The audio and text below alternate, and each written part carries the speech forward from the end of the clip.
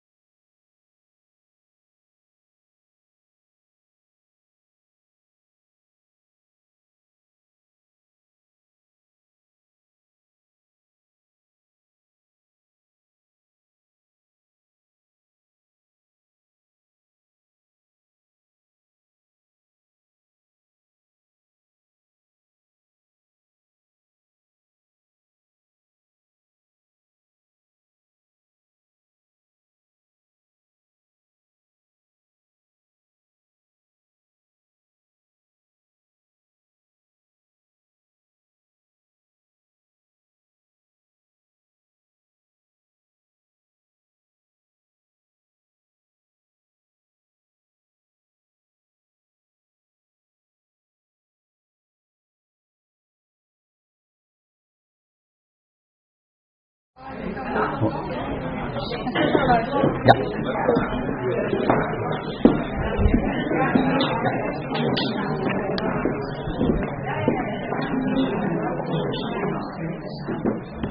Handig, hè?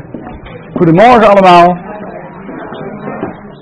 Wat leuk dat jullie er zijn voor ons eerste pedicure-congres dat we hier organiseren. Zowel live, maar we hebben ook kijkers thuis. Vanaf via YouTube. Dat is voor ons ook de eerste keer. Dus ik had al mensen die vroegen, had ik dat dan ook thuis kunnen doen? Ja, alleen het is nog een test. Dus we hebben dat niet gepromoot. Maar als dit goed werkt, gaan we in de toekomst ook voor jullie kijken hoe we dat voor elkaar kunnen krijgen. We beginnen met ingrediënten vandaag. Zij neemt ons mee in de wereld van de sportieve voet.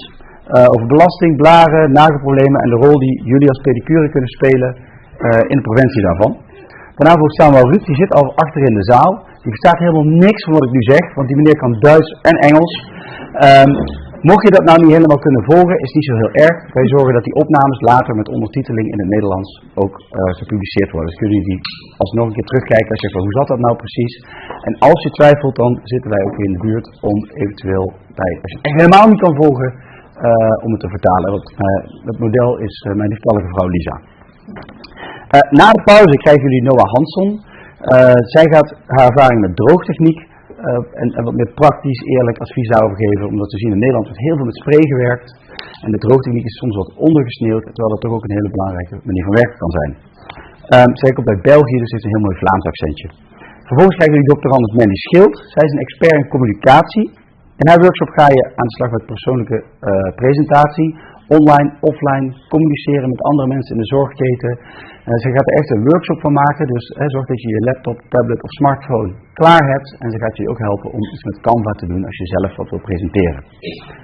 En we sluiten dan de dag ook nog af met Inge Kanters, ook podotherapeut. Zij bespreekt met name de zorg van kwetsbare ouderen en de valpreventie en wat andere tips en trucs zijn. Nou, jullie hebben buiten de foodtruck al zien staan. Daar kun je de hele dag door koffie, thee en wat lekkers halen. En daar is ook de lunch zometeen. Als het mooi weer zou zijn, hebben we buiten tafels voorzien. Het kan alle kanten op. Het kan alle kanten op. Vandaag draait het dus om leren, lachen en groeien in je vak. Dus ik wens jullie heel veel plezier. Een warm applaus voor Ingrid.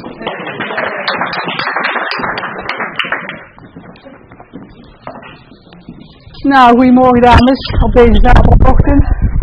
Gelukkig wel iets minder weer, hè, dat je iets minder fit kan. Daar ik met de foodtruck overigens natuurlijk wel. Ik ga jullie vandaag meenemen in de sportieve voet.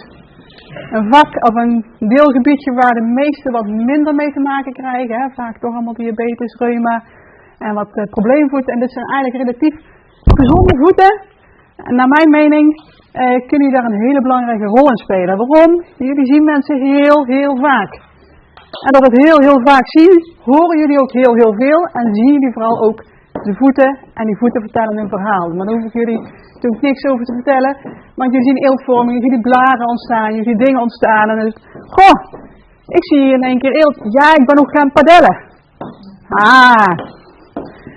Dus ik wil eigenlijk samen met jullie gaan kijken van, goh, wat kunnen jullie er nou mee? Kunnen jullie daar ook nog zelf iets verder mee gaan dan alleen de blaren, het eelt behandelen, maar misschien ook die sporter nog wat tips geven van, hey, ik zie dit, je bent wel eens een beetje, loopt wel een risico om hier een overbelasting te krijgen. En als je eens een keer doorvraagt, ja, Achillespeesje, een kuitje.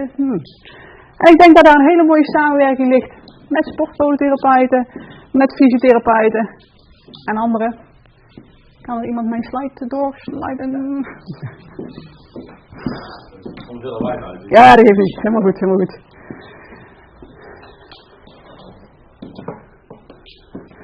Even een stukje over mezelf. Ik ben Ingrid Jans. Ik ben inmiddels 30 jaar podotherapeut en heb eigenlijk al vrij snel de kant van de sport gezocht.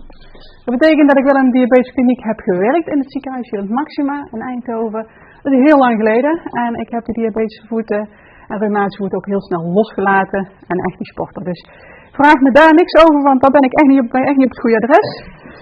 Ik heb wel de manueeltherapie, dus ik zit met name in de sport en de manueel en inmiddels klinisch gezondheidswetenschapper en onderzoek doende naar de effectiviteit van zolen bij overbelastingblessures bij sporters. Dus een hele andere kant.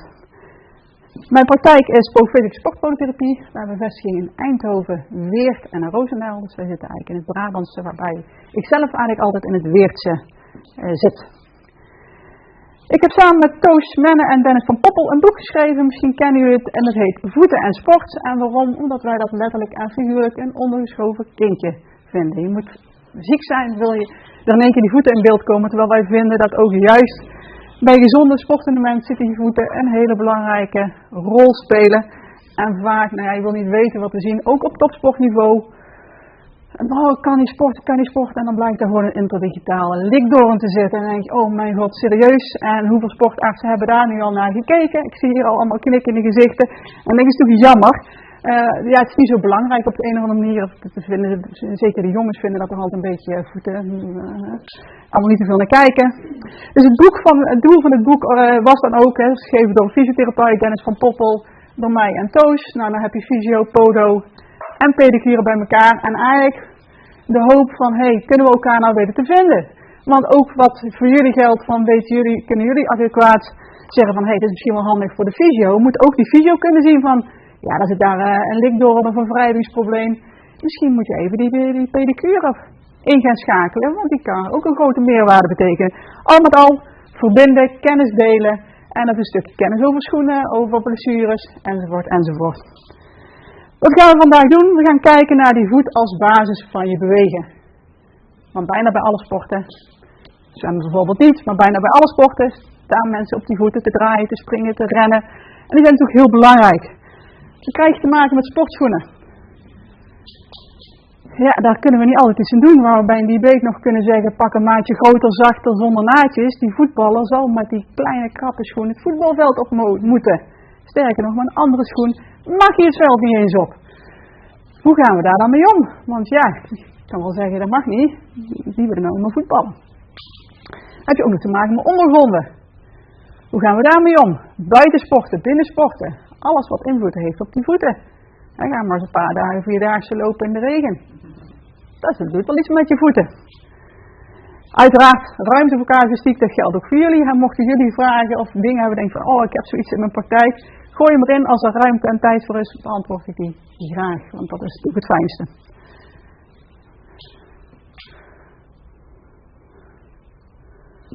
We hebben wat vertraging op... Zien jullie veel sporters? Nee, ja, toch nog heel veel. Ja, en wat ook bepaalde type sporters, of zeg je van, het is eigenlijk heel gevarieerd? Gevarieerd. Voetballers. Ook bepaalde dingen die je dan zegt, van, als ik een voetballer zie, dan is het toch 9 van de 10. Een grote tenen, hè? Ja. En schoenen die klein zijn, noppen die erop komen. Puntbloedingjes aan de zijkant. Puntbloedingjes aan de zijkant, zeker. Blaren bij wandelaars of zo, hardlopers. Ook. Ja, nagels, blauwe nagels, zeker hè. Nou richting Marathon Eindhoven hier, voor degene uit deze regio. Ja, ik wou zeggen, volgende week is het weer prijs natuurlijk. Ja, morgen is hij vandaag in de eerste taal, hè, de korte afstanden zijn vandaag. Sporten jullie zelf ook nog? Nee, nou het is allemaal heel duidelijk overtuigend uit. Ja.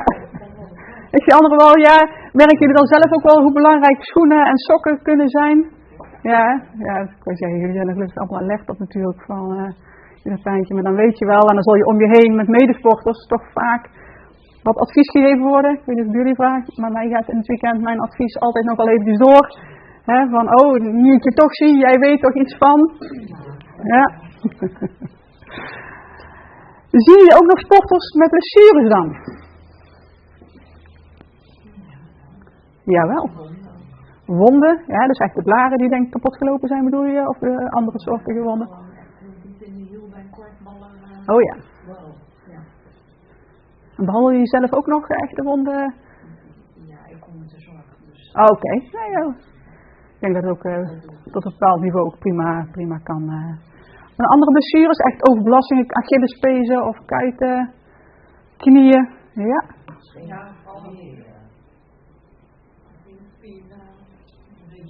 Ja, hoor je toch vaak denk ik bij hardlopers of zo, hè, die dan net wat meer willen. Tennissers, ja, padel op dit moment natuurlijk ook heel veel. Ja. Hielspoor, heel veel, ja, ook een hele beruchte klacht natuurlijk. En geef je ook wel eens advies dan om er iets mee te doen, of is het meer, ja, en wat voor adviezen? methode. Die werken allemaal intensief samen, neem ik aan. Ga ik even vanuit met de podotherapeuten in de regio. Zeker diabeteszorg is natuurlijk ontzettend goed ingeregeld.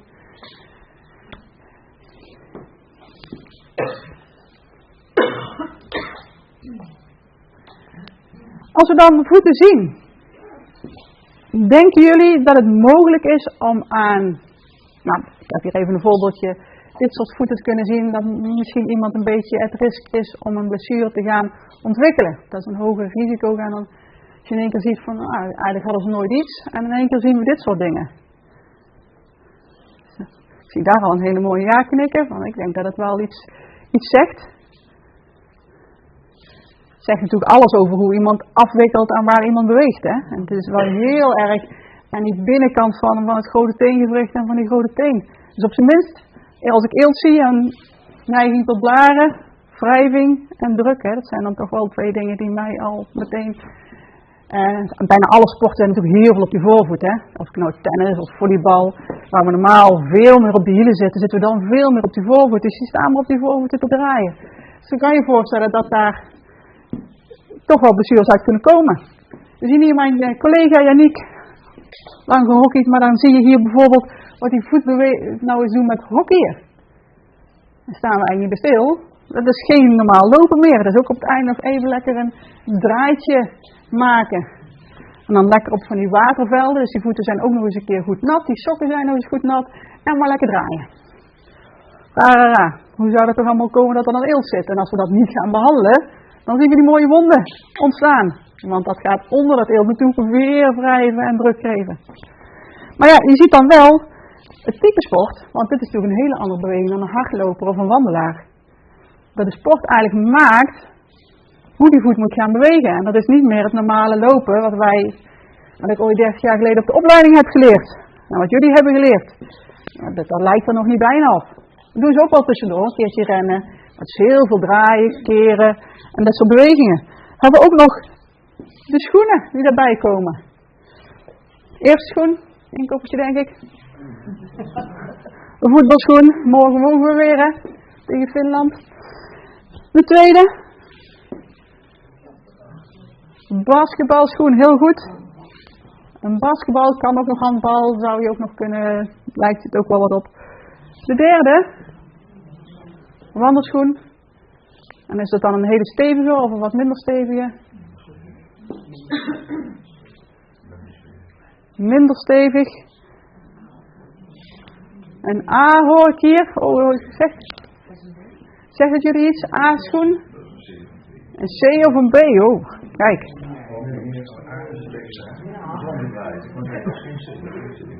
De wandelschoenen heb je 4 gradaties. Hè. Je hebt die van die hele harde waar ze de bergen mee in klimmen, waar je niet meer in kan lopen, en de hele soepele.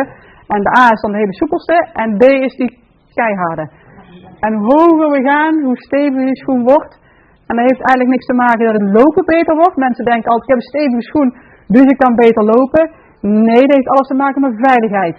Hetzelfde als met een veiligheidsschoen. Want als ik in de bergen loop en ik heb rotspunten en ik heb ongelijk terrein, dan is het niet handig als zo'n rotspunt door mijn schoen heen prikt. Dan is het niet handig als ik omzwik.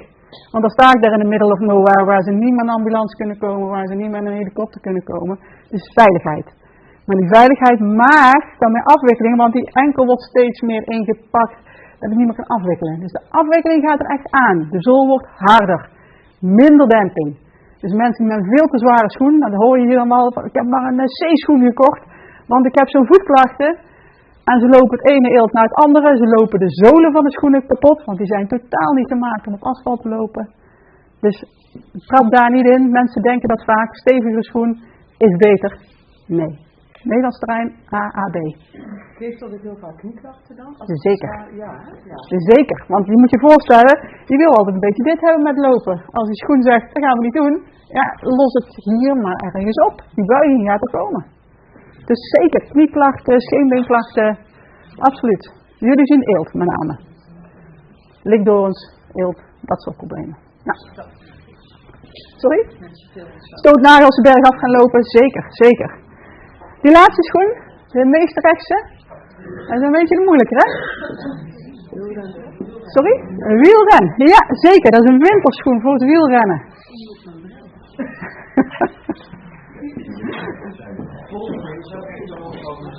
Welk? Bolderen, ja, oh daar. Ja, kennen jullie de bolderschoenen? Dat zijn echt die klimschoenen, daar zit je eigenlijk zo in. En dan moeten ze allemaal op rotspuntjes moeten ze zo gaan proberen te klimmen. Drama. Die doen ze ook niks liever als uit als ze beneden zijn weer. Hè? Als we kijken naar de sportschoenen, dan kunnen we wel een aantal algemeen, ondanks dat er heel veel verschillende typen sportschoenen zijn er wel een aantal dingen waar je op kan letten. En waar jullie al heel goed advies in kunnen geven. Want jullie zien de problemen en een adviesje van een maatje groter, een maatje breder, ander merk, is natuurlijk zo gegeven. Hè? Comfort. Als we kijken naar de achterkant van de schoen, hoe stevig is die nou? Druk hem maar eens gewoon een keer goed in met je 2 duimen. Kan je die zo indrukken? Is die al niet stevig. Dus als ik al een voet heb die de neiging heeft om dit te doen, dus echt naar die afwikkeling aan die grote teen aan die binnenkant te geven, ja, gaat de slap comfort daar heel weinig aan doen. Zeker de huidige generatie sneakers is overdag natuurlijk een drama, maar ook in sportschoenen zien we daar echt nog wel wat slechtere comforts. Het bovenwerk van de schoen, de belijntjes, zegt jullie dan nog iets? Je ziet heel veel merken die hebben, dit is bijvoorbeeld Adidas, die hebben zo van die streepjes, maar heeft New Balance, heeft dat ook. En wat je zult merken is dat eigenlijk gewoon een beetje verkapt versteviging is van die schoen. Nou, wanneer zien we die hebben die zijwaartse besteviging nodig? Wanneer zou die nou handig zijn? Bij het proneren, om die voet stabiel te houden, maar ook als je sporten gaat doen waarbij je heel veel naar die zijkant moet. Kijk, een hardloper zal je het niet zien. Hardloper is helemaal zo'n nylon schoentje, hè? Dat is eigenlijk maar heel slap dat bovenwerk, maar die gaan gewoon die kant in. De kans op zwikken, als ze gewoon op asfalt blijven, is niet zo heel groot. Maar als je gaat basketballen, handballen, tennissen, padellen, ja, dan staan natuurlijk continu dit te doen. En dan is het niet handig als je iedere keer van je schoen afgaat, wrijving krijgt, enkels verzwikt. En dan hadden we ook nog te maken met de demping van de schoen. En de demping, waar zou de demping afhankelijk van zijn? Moeten we daar nog iets mee kijken als advies geven over demping? Ondergrond. Hoe harder de ondergrond, hoe zachter de schoen. Ja. Ik heb daar gezegd lineair versus zijwaartse sport. Hè. Dat is wat ik net zei. Lineair is dan eigenlijk het hardlopen, het wandelen. Waarbij de wandelschoen natuurlijk boven wel stevigheid heeft. Maar waarom? Die gaan vaak veel meer de bossen in. En in bossen heb je ongelijk terrein. Een ongelijk terrein, een keer een dennenappeltje, zeker nou met het eikeltjes en alles wat er op de grond valt, is het zwikgevaar natuurlijk ook wat groter. En dan hebben we ook nog zoiets als lengtetoegift. Voor jullie ook een bekende term. Maar je zal zien dat die in verschillende sporten wel eens wat anders kan zijn. Al dan niet medisch verantwoord, want dat is even ondergeschikt. Want de voetballer zegt gewoon die schoen moet passen, anders kan ik die bal niet zo goed trappen. Die klimschoen zit gewoon heel klem aan. Is niet omdat het zo heel erg goed voor je nagels is, maar wel omdat de sport dan beter beoefend kan worden. Maar wel een gegeven waar we even rekening mee moeten houden.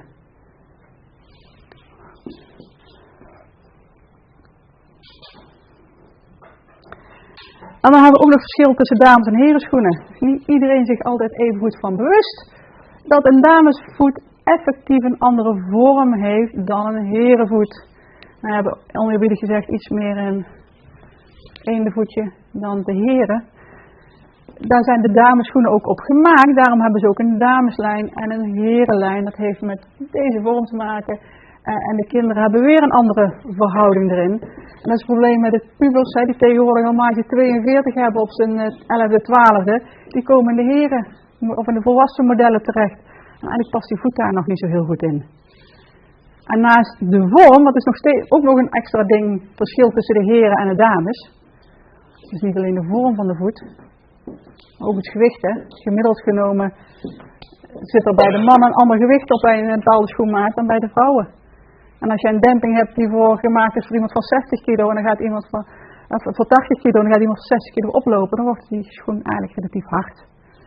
Dus die schoenen bij de dames zijn ook veel beter afgesteld. Van maatje 39 zit gemiddeld dat gewicht op. Bij heren zit daar gemiddeld een ander gewicht op.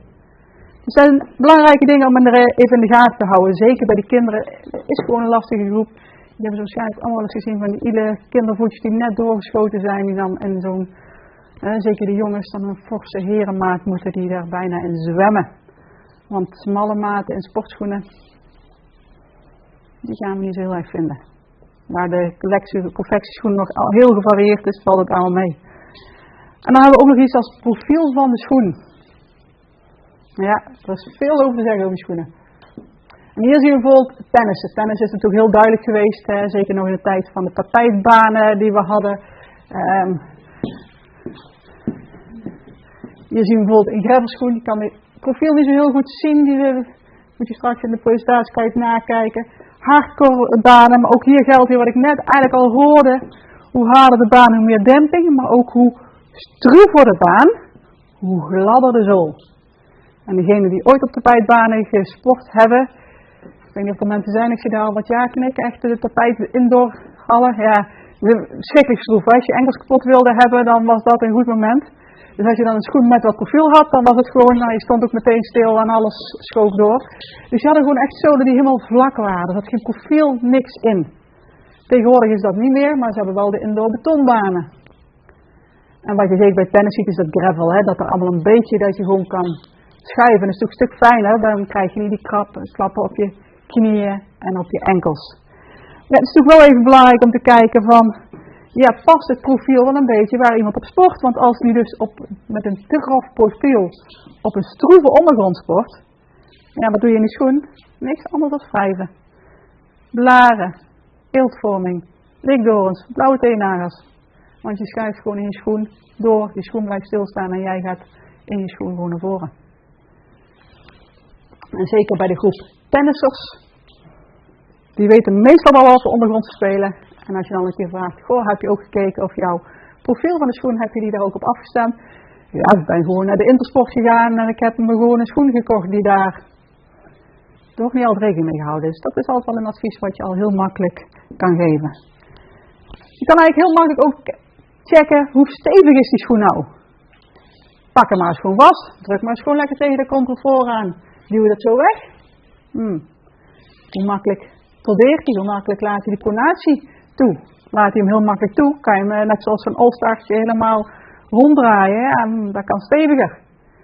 En als hij steviger is, zal iemand niet meer zoveel naar die pronatie gaan en niet meer zoveel dat eelt daar waar we straks zagen en die grote tenen aan die binnenkant en het grote teengewricht krijgen. Want het is natuurlijk niet alleen dat eelt, maar dit, kijk eens wat er meegaat als ik ga proneren. Overdrijven nou een beetje, maar ik trek ook mijn knie mee, hè. Alle spieren die hier zitten, die voet recht moeten houden, die mogen harder werken. Mijn knieën mogen harder werken, mijn liezen, mijn rug. Dus een overbelasting, hogerop, is natuurlijk dan wel heel erg, ligt wel heel erg op de loer. En dan heb je ook nog de buiklijn van bij de tenen. Hij moet natuurlijk wel een beetje hier kunnen buigen. Niet te soepel, want dan gaan mensen veel te lang op die voorvoet hangen. Krijg je die neuronklachten. Metatarsiegie, echt die overbelastingen van die voet. Dus je wil dat hij wel wat buigt, maar makkelijk doorrolt. En hoe soepeler die is, hoe meer mensen eigenlijk blijven hangen en niet doorrollen.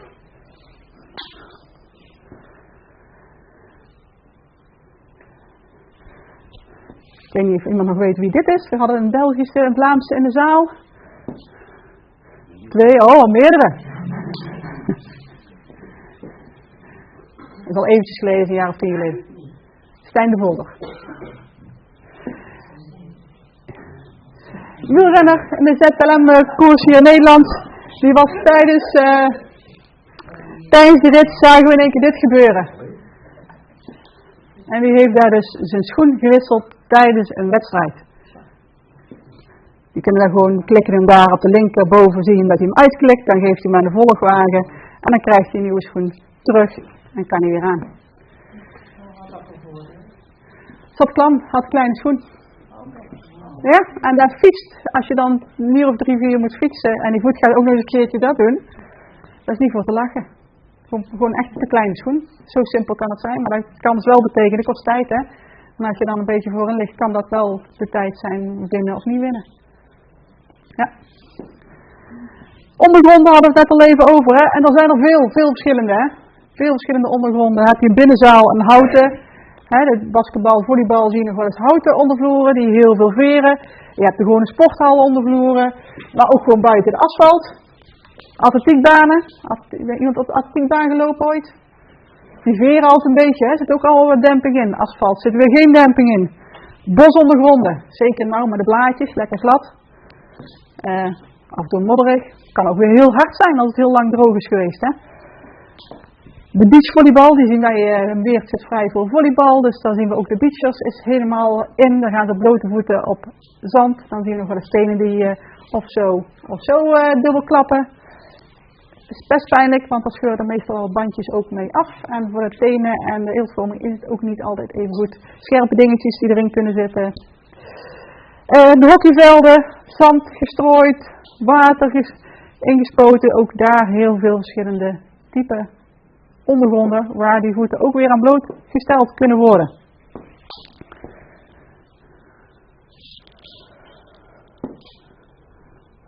En ook iets als het weer. Maar ja, maar droog weer vierdaagse lopen is toch anders dan maar regen en vierdaagse lopen. Kennen mensen die wel eens zo lange afstanden gelopen hebben? Vierdaagse? Met goed weer of met wat minder? Regen. Met regen? Ja. En hoe was dat? Stressig. Geen vastgevallen. Ja, hoe ging het voor je voeten? Ja, dan krijg je toch. Ja. En was je toen ook een halve verzorger voor de mensen om je heen of niet? Ja, op tips en zo, maar verder. Dat staat heel veel langs de kant. Dus, ja. Ja, maar inderdaad, het is wel koeler als je dan 30 graden, maar het is voor je voeten natuurlijk veel problemen.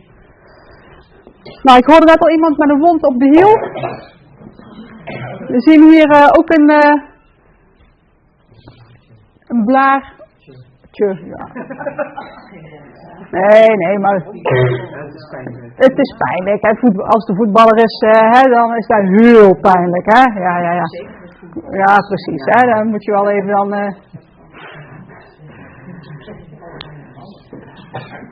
Maar zou het kunnen zijn?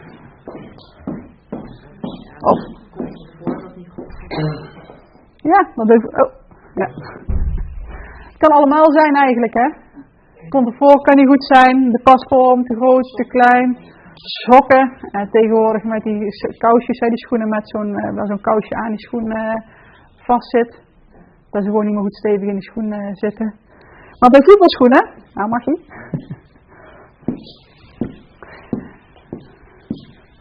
Bij voetbalschoenen zien we nog wel eens dit. Je hebt schoenen die een vrij recht comfort hebben en je hebt er die wat ronder.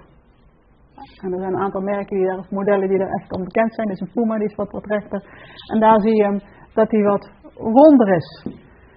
En wanneer zien we een wat rondere hiel? Als we kijken naar het voettype, naar een valgus, neutraal of een cavus voettype. Kunnen jullie dan een beetje voor de geest halen hoe die voeten eruit zien? En cavus, heeft hij dan een rechtere hiel of heeft hij juist een rondere? Recht. Wie durft nog meer? Cavusvoeten hebben meestal rechter. De valgusvoeten die hebben wat ronder. Op het moment dat je iemand hebt met een wat hollere voet, dan zou je al tips kunnen geven van, hey, kijk eens even naar dat comfort. En dan hoef je voor mij niet al die merken te kennen, maar ze kunnen dat ook prima zien. Hè. Dat is vrij duidelijk zichtbaar of die schoen een beetje dit doet, of dat hij dat doet. En als je zo'n hiel in zo'n schoen gaat doen, dan gaat het niet worden. En omgekeerd natuurlijk ook niet. En dan willen die voetballers natuurlijk allemaal die mooie nieuwe roze, die weet ik het ook heeft. Ja, daar zit dan meestal zeker bij de jeugd nog wel een moeder bij, of een vader die zegt, ja, maar het is niet goed voor je voeten. Ga toch maar voor die saaie leren. Zullen we altijd leren schoenen voor voetbal? Vinden we dat trouwens goed? Ik had 4 jongens aan het voetballen, of dat ik wel de goedkoopste voetbalschoenen kocht, hè. Want dat groeit ook als een gek. Ja, het is duur hobby, hè? Dat was geen leer, hoor. Nee. Meestal is het per se goed, hè. We hadden vroeger de Copa Mundials, dat is dan de voetbalschoen, zeg maar dan. Is het altijd? Is leer de beste voetbalschoen? Sorry? Vaak wel wat stugger. Leer stugger? Zegt iemand van, maakt mij eigenlijk niet uit, leer of kunststof? Even buiten de prijstechnische, want dat is natuurlijk ook een ding. Bepaalde bewegingen maken. Bepaalde bewegingen, ligt aan de functie, dus niet altijd per se leer of per se kunststof. Het voordeel van leer, dat is een belangrijk voordeel van leer. Ademt en het vormt mee. En meevormen is handig als we een voet hebben die drukplekken heeft, toch? Een holvoet zal snel drukplekken geven. Dus bij een holvoet is leer makkelijk, want het zet zich mee. Kunststof zet zich minder mee, hè? Dat wil eigenlijk niet mee vervormen. Als ik dus een voet heb die niet naar binnen mag zakken, kan ik wel mooi gebruik maken dat de kunststof niet mee wil. Want die houdt die voet mooi op zijn plek. Dus we kunnen ook wel een beetje van de voor- en nadelen van de materialen gebruik maken. Komen ademen, zeg ik, ja is leuk, maar ze staan daar te zweten als een malle op een nat veld. Ja, 1,5 uurtje. Ja, die schoenen gaan daarna weer uit. Kijk, als je de hele dag aan loopt, dan vind ik dat wat anders dan 1,5 uur. Toch wel een zweterige omstandigheden. Maar maak wel gebruik van de materialen zoals het kan. En na een bepaalde beweging, als je een hele stugge schoen hebt, ja, dan wordt een bepaalde beweging ook wat lastiger.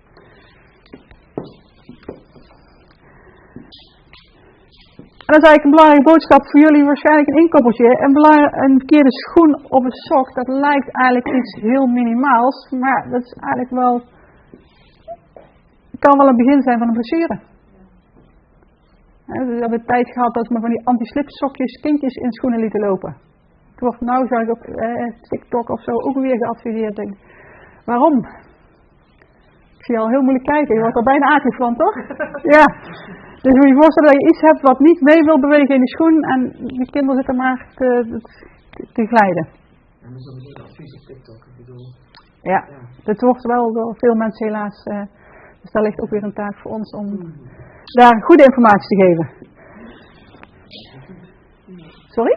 Oh nee, daarom moet je TikTok nog niet goed gaan keuren. Dus, nee, maar ja, daar zitten wel de dokters tegenwoordig, hè, de influencers. Hè. Ja. Functie van sportsokken, die zijn er natuurlijk niet voor niks. Gebruik je allemaal sportsokken? Nee, dat is sporten niet, dus. Dat is ook niet. Wat is eigenlijk de functie van een sportsok? Waarom zou ik met sporten andere sokken aan moeten gaan doen? Bescherming, ja, een hele goeie. Ik denk als je gaat wandelen, de 4 dagen gaat lopen op een gewoon katoenen sokje. Nou, nee, ik zie al, dat gaat het niet worden, want dan lopen we, wat gebeurt er dan? Want vroeger was het allemaal katoen, hè. Ik zie hier ook nog wel de generatie die net zoals ik allemaal opgegroeid is van moet katoenen sokken. Is een sport uit de boze, hè, katoenen sokken. Wordt niet gebruikt. Heel simpel, katoen heeft een goede eigenschap, ook hier weer een goede eigenschap van vocht opnemen. Maar als er heel veel vocht wordt geproduceerd en die sok zegt ik ga lekker dat vocht vast zitten houden en ik heb een lekkere vochtige omgeving om die huid heen. En dan gaan we nog eens een keer 4 dagen in lopen, 8 tot 10 uur per dag. Dan is die huid verweekt. En die gaat blaren geven en die vindt het niet meer leuk. Gewoon lopen heb je er geen last van, dan zweet je veel minder en krijgt het katoen ook de ruimte om weer te drogen en te herstellen. Maar met wandelen is dat anders. Dus je gaat je voet in een vochtige omgeving houden. Dan zie je ook met alle sportkleding, allemaal dry fit tegenwoordig, allemaal synthetisch. Niks meer katoen. Waarom? We willen die huid zo snel mogelijk droog hebben. Dat vocht moet weg van die huid. Om die huid gewoon goed intact te laten, niet te laten verweken, want verweekte huid is wachten op problemen. Dus synthetisch, dus een belangrijke bescherming. Nog meer? Naden. Heel goed. Naden willen we niet. Net zoals bij diabetes willen we ook bij de sporter liever geen naden hebben, want naden kunnen weer leiden tot, zeker bij een huid die wat geïrriteerd is door het zweten, hè, want zweten tast ook je huid aan. Nou, dat zal je dan ook weten van de 4-daagse. De eerste dag kan je nog best een pleistertje op je huid plakken, maar dag 3, 4, als je dan nog een voet wil intapen, dan gaat die huid al heel snel reageren. Want die is gewoon beschadigd door het zweten, door alles wat erop ingewerkt heeft. Een naadje kan dan dus in één keer al een heel groot probleem gaan worden. En als dan die schoen ook nog een keer met een voetballer zo lekker strak er tegenaan zit en je hebt dan precies zo'n naadje en dan zeker dat net bij dat kleine teentje zo'n combinaatje. Dan kan het, mag ik nog even terug? Even niet. Dan is dat wel vervelend, dus die willen we liever niet. De dikte van de sportsokken, want daar zien we ook heel veel verschil in. Degenen die wielrenners zien, die zullen zien dat het in de zomer bijna niks is dat sokje wat ze aan hebben. Terwijl als we een voetballer hebben, een hockeyer, die hebben van die super dikke sokken aan. Een stukje huidbescherming, denk ik. Een stukje huidbescherming, wielrenner hoeft natuurlijk helemaal niet te lopen, hè? Dus het qua wrijving. Geen contact met een hockeystick of een bal die er tegenaan pest of zo. Geen demping. Want dan zit je natuurlijk bij de wandelsokken, hè, zie je ook nog wel van die paddingen onderin. Hè. Daar zit die voorvoeten nog of wat compressie geven, of wat extra demping of een extra laagje, dat je een extra wrijvingslaagje Het zeker bij wandelaars echt wel aan te raden. Het is een groep die toch steeds groter wordt. En dan pakken ze maar een paar goedkope sokken, van die bamboesokken van de Action, want die waren in de aanbieding. Daar kunnen ze vaak veel winst mee behalen door een goed paar sokken. Maar een goed paar sokken is niet goedkoop. Iemand enig idee wat een goed paar wandelsokken ongeveer kost? Ja, zeker. Ja, als je een paar valken, 28, 30 euro zeker, hè? Loop je zelf op blote voeten? Zomers in het bos, Ja. op de hei. Zie je ook meer, hè? Winters met de blote voeten in de rondgevoerde lijnen. Ja. Zie je ook steeds meer de barefoot-stroming. Niet voor iedereen geschikt naar mijn mening, maar... Ik krijg geen barefoot, hè? Ik heb echt op mijn... Echt blote voeten, maar dat is helemaal barefoot dan, hè? Ja, het is heel Heel erg barefoot. Compressiesokken heb je ook nog, sportcompressiesokken, tubes. Iemand een idee wanneer je die zou kunnen gebruiken? Waarom zou je compressiesokken willen gebruiken? Sorry? Reizen, ja, hele goeie. In het vliegtuig, hè? Maar dat is meer tegen de luchtbelletjes, stollingen in je bloed. In de auto. Als je lang in de auto zit, dan doe je compressie. Ja, want je mist je kuitpomp, hè, die eigenlijk het bloed terugpompt. En als bij het sporten, die zijn redelijk actief bezig. Ik zie ook heel veel hardlopers ermee. Of wandelaars. Zoals bij Vierdaagse zal je ook heel veel compressie hebben zien, dus de hogere. Waarom zouden die ze aan kunnen? Waarom zouden we daar kunnen adviseren om ze aan te doen? Vocht? Zeker als mensen de neiging hebben om zelfs met gewoon de compressiekousen. Mensen die heel snel dikke enkels krijgen, dikke benen. Om toch een zetje bij te geven. En het idee erachter is dat ze zeggen, ja, als jij dus dat vocht niet goed weggepompt kan krijgen, dan kan je dus ook je verzuring niet goed weggepompt krijgen. Dus je zet eigenlijk, help je die kuitpomp van je kuit, die kuitspieren, om die verzuring eruit te krijgen. En dat is voor hardlopers natuurlijk wel super fijn, want dan kan er weer vers bloed en energie naartoe. En als die verzuring blijft hangen, dan worden die kuiten hard en die gaan niet meer zo lekker mee. Dus, die sokken er ook goed zijn voor ballerina's. of ze goed voor zijn, dat zou zomaar kunnen, maar ik denk dat ja, esthetisch dat niet gaat worden. Maar veel sprongsporten zeker wel. Dat is wel. Ja, en dan helemaal van die hippe kleuren zo. Misschien gezicht dat wel, maar ik heb zie wel ballerina's en die Ja. hebben wel dat probleem. Ja, die moet natuurlijk heel veel springen, heel veel op de tenen. Maar ja, ballet is ook wel een hele harde sport, hè. Dan moeten ze ook, die meiden moeten daar bijna gewoon pijn lijden. Op die spitsen. Ja, akelig. Maar met compressie, dus als je mensen hebt die last van zijn kuiten hebben, snel krampen in de kuiten, vermoeidheid, na het sporten last van krampen, dan kunnen die compressiesokken best wel een goede tip zijn. Of Achillespeesklachten. En dan gaat het zeker weer als je in die praktijkers kijkt, de groep rond 40. En waarom de groep rond 40, dat is de groep die eigenlijk wel actief was geweest en in één keer wat minder actief met kinderen en dan weer wat actiever aan de gang gaat. En merkt dat ze geen 20 meer zijn, maar mede daar nog wel te zijn. Toch? We herkennen ze, hè? Die krijgen dan last, die gaan dan toch net wat te intensief, die gaan iets te niet snel opbouwen, de rust nemen ze vaak te weinig. Daar kan dit net even een zetje bij zijn. Zeker die gaan dan hardlopen, al voetbal past niet meer in het schema. We gaan hardlopen. Klinkt bekend? Ja, ik heb altijd hard. Nee, maar je ziet een hele hoop, die gaan op een gegeven moment een stap maken van een veldsport, van een intervalsport naar een halve marathon lopen of iets. Ja, mag de volgende diaatje rollen.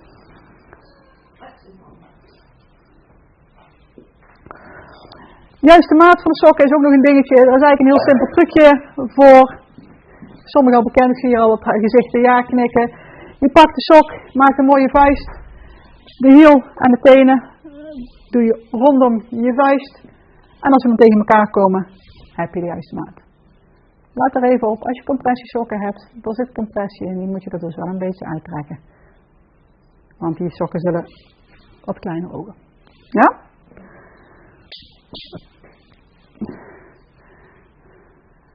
Ja, mag door.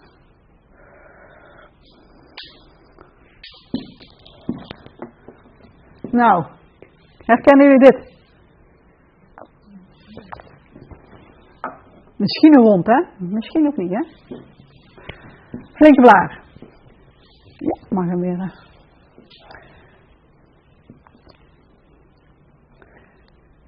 Laten we zeggen, het is een tennisser die met deze blaar komt. Als we dan even kijken naar de bewegingen die ze met tennissen maken, dan zien we al heel veel schuiven, heel veel wrijving. Dan nog even in gedachten de schoenen die we net bij hadden met misschien een te stugge profiel op een te stroeve ondergrond. Sokken, kan dat het resultaat gaan zijn. Als jullie zoiets krijgen, gaan er dan bij jullie dingen dat je zegt van, daar zeg ik iets van, of ik behandel het gewoon en...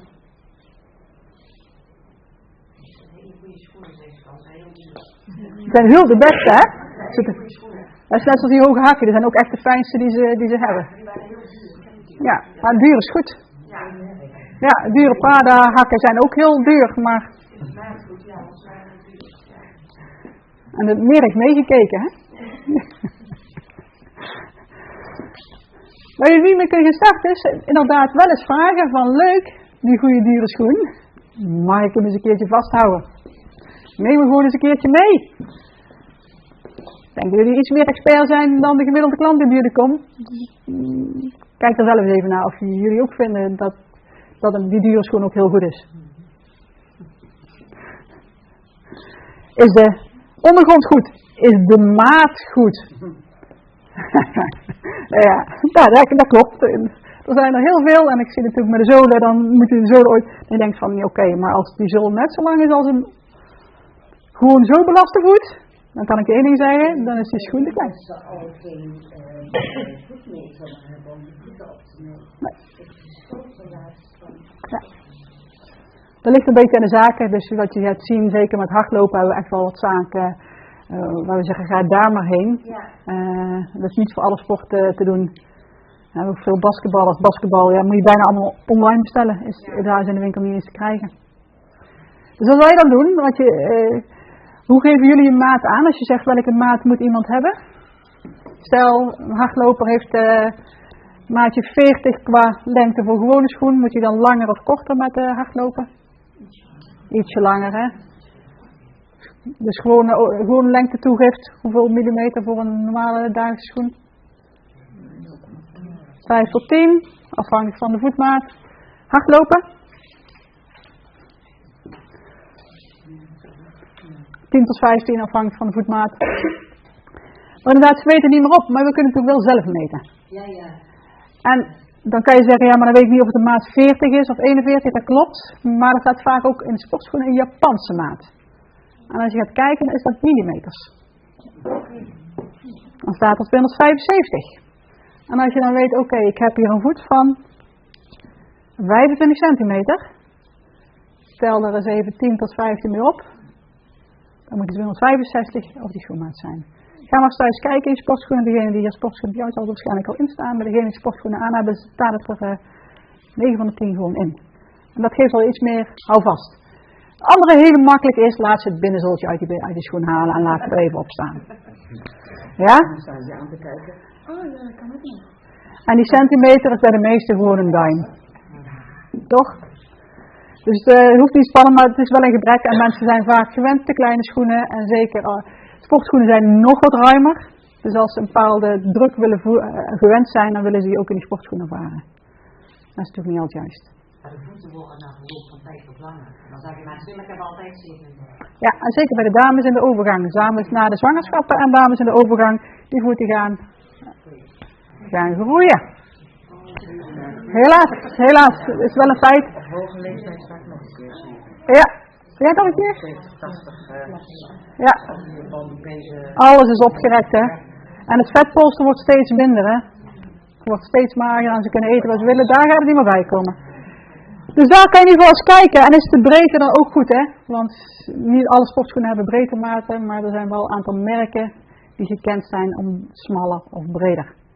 En dan zeg je, nou dat weet ik niet helemaal, maar ik zie wel veel voetballers. Zoek even een podium bij jou in de buurt. Overleg even, kunnen die zo wel wat van merken voorzien. Ja? Ik kijk of het nou rugby schoenen zijn, want ik heb ze niet kunnen vinden en het waren echt jongens één goede nagel.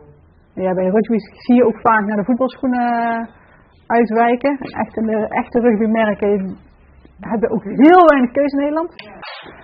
En in de voetbalschoenen zijn er wel een aantal merken die iets vierkanter in de neus zijn. Maar dan moet je eruit kijken dat de hoogte goed is. Dus dan kom je wel over. Ik train je voet maar dan kapot in die rugbyschoen. Ja.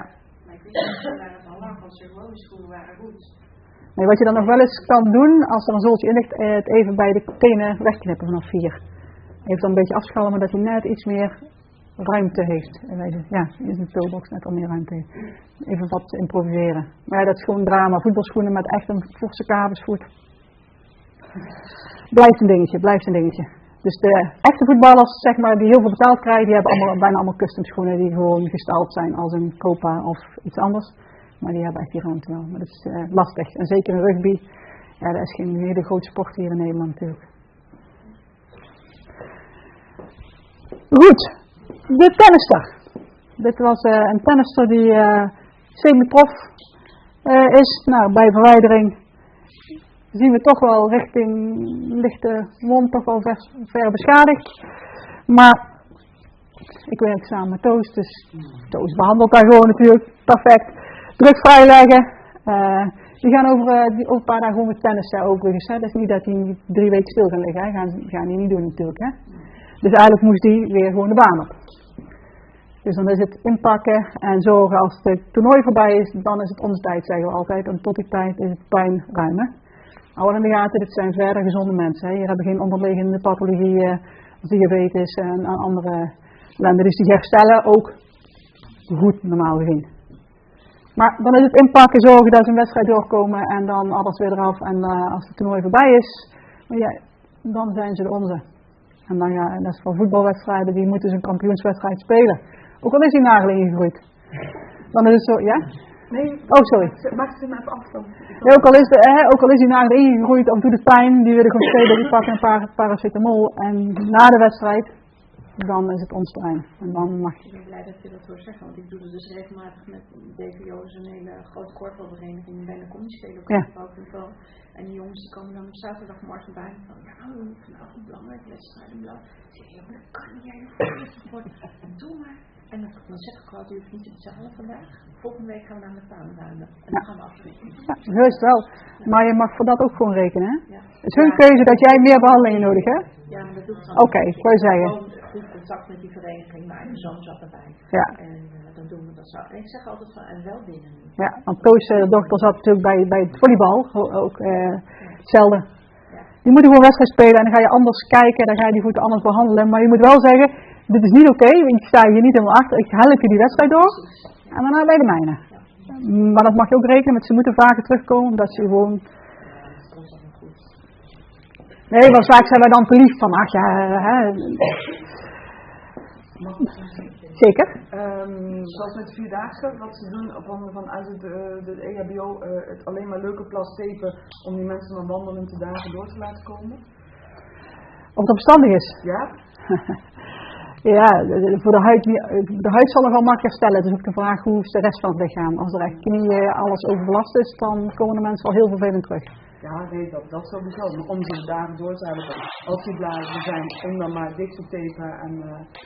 Ik zou ze dan niet zo tapen, maar dat is dan een ander ding. En waarom? Omdat dat inderdaad die sporttape is. En als je die eraf trekt, dan krijg je ook heel je huid. Zeker na 3 dagen, 4-daagse. Zeker wel beschermen, ja. Ja. Daarom zei ik al, ik heb al collega's die regelmatig meegelopen hebben. Die hebben, dat zal je zelf ook hebben gehad, een spoedkitje bij met wat prikdingetjes. En dan is het toch hoe vaak je onderweg even iemand tegenkomt, een blaadje prikken of dat soort dingen. Ja, of het al verstandig is, maar dat is altijd de vraag in sport. Is het verstandig om iemand zo voor het sportveld op te... Wij zeggen al vanuit ons medisch open nee. We snappen ook de belangen soms van het geld of de drive van de sporter. En dan is er nog een grens. Zelfs echt heel onverantwoord is, dan moet je ook gewoon daar zeggen, gaat niet gebeuren. Gaat echt niet gebeuren. Ja. Maar er zit natuurlijk wel een grijs gebied in, waar je zegt, ja, is het heel goed, het zal niet fijn zijn, maar een aantal dingen is gewoon, als het heel pijnlijk is, stap je toch wel uit. De blaar, nou die is mooi behandeld geweest en dan is de volgende vraag, moeten we daar nog verder eens mee? Die is er nog voor mij geweest en dan ga je zo eens kijken en dan zeg ik van, het eerste middenvoetsbeen staat eigenlijk wat naar beneden gezakt. Nou, hoe zien we dat? Doen we een aantal testen en met name die drukplaats zien we natuurlijk ook gewoon dat er effectief veel druk echt in het voetje zo. Dus toen zeiden we, ja, als we hier niks aan doen, dan blijven we puin ruimen. En dan kunnen we weer die blaren lappen en dan kunnen we weer het toernooitje door.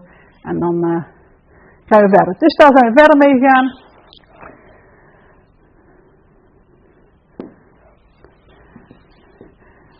En daar hebben we zoden voor gemaakt. Maar je ziet wel, als mensen dus continu dit blijven doen. En dat kan een knieklacht zijn, dat kan een rugklacht zijn, dat kunnen ongemakjes zijn. Jullie zien dat en jullie horen de rest. Want als je een keer doorvraagt, dan hoor je, oh, ik heb last gehad na het pedellen, die Achillespees.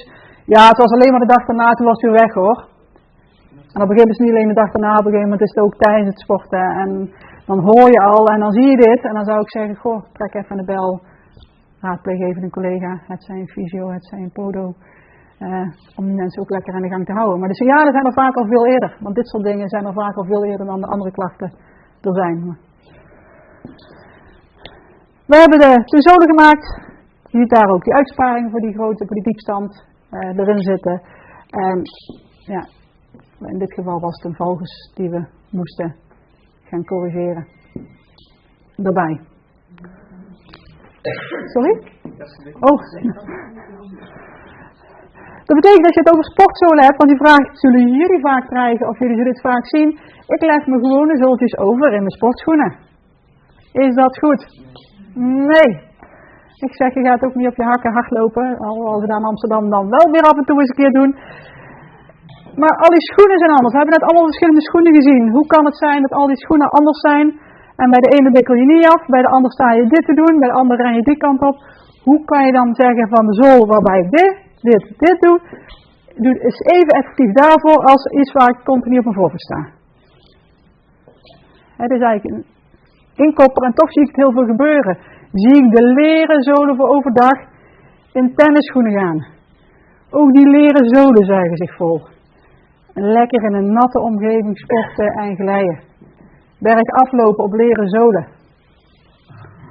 Ja, lachen, maar vragen maar eens even in de praktijk hoe vaak het gebeurt. Want ik wil leren, aan of zo goed. Kortom, die zool moet afgestemd worden op de sport die erop gedaan wordt. Dat betekent, een wielrenner krijgt een carbonzool. Keihard, die voet hoeft niet te bewegen, hoeft geen demping in te zitten. Hardloper, krijgt wel weer zachter. Dus voetbalschoen moet getailleerd, smal, je hoorde net al maar die rugbyschoen. Het moet dun zijn. Er moet geen dikke zool in, daar is geen ruimte voor. Die schoen bepaalt wat ik kan doen. En vroeger was het, je had een hielspoor en dan kreeg je zo'n zool. Punt. En wij zeggen, nee, je doet die sport. En je hebt die blessure, dus daar moeten we iets mee gaan doen. Dat is een hele andere vraag. En dat is wel wat er in 30 jaar veranderd is. Dat betekent gewoon voor jullie. Ik vind, de voeten zijn het fundament eigenlijk bij bijna alle sporten. Van waaruit bewogen wordt, gaat dat niet goed. Dan zijn er heel veel redenen waar het mis kan gaan. Maar jullie vangen die signalen het eerst op. Ik zie mensen die zo vaak. Bij mij komen ze een keer van onderzoek, ze krijgen zolen en dan zie ik ze na 2 maanden, na een jaar nog een keer. Mij vertellen ze ook niet alles, hè. Mij vertellen ze ook niet als ze die zolen in de kast gegooid hebben, want ze zaten toch niet zo lekker. Mij vertellen ze niet altijd als er blaren zitten. Ja, juist. Want jullie gaan ze die bank zitten klaar, ja, die zult gekocht €300 verder en dan krijg je alle blaren, het werkt niet. Dan ga je terug. Of ik krijg een belletje van de pedicure die zegt, ik zie dit en dit. Dan zeg ik, laat me terugkomen. Voor mij is die informatie dus gewoon ook belangrijk. En dan zeg ik niet van, bemoei je er niet mee, want daar heb je, hè. Jullie zien wat er gebeurt. Jullie zien wat het gevolg is daarvan. Ja? Samenwerking is natuurlijk heel belangrijk. Die is er gelukkig al met de podo's in ieder geval. De fysio is misschien nog wat minder, maar ik denk dat daar ook nog echt wel rol te winnen is. En dat geldt over en weer. Dat betekent als ik signalen zie op die huid, dat ik ze ook naar de pedicure stuur. Van joh, als je niks aan die voetverzorging gaat doen, dan gaat het ook mis. Voor ons is in ieder geval wel, die pedicure zie ik wel eigenlijk als een hele belangrijke factor erin. Jullie hebben goed contact met de mensen. Jullie kunnen veranderingen signaleren. Omdat jullie mensen gewoon veel zien en alle verhalen erbij krijgen. Dankjewel voor de aandacht. Hebben jullie nog vragen?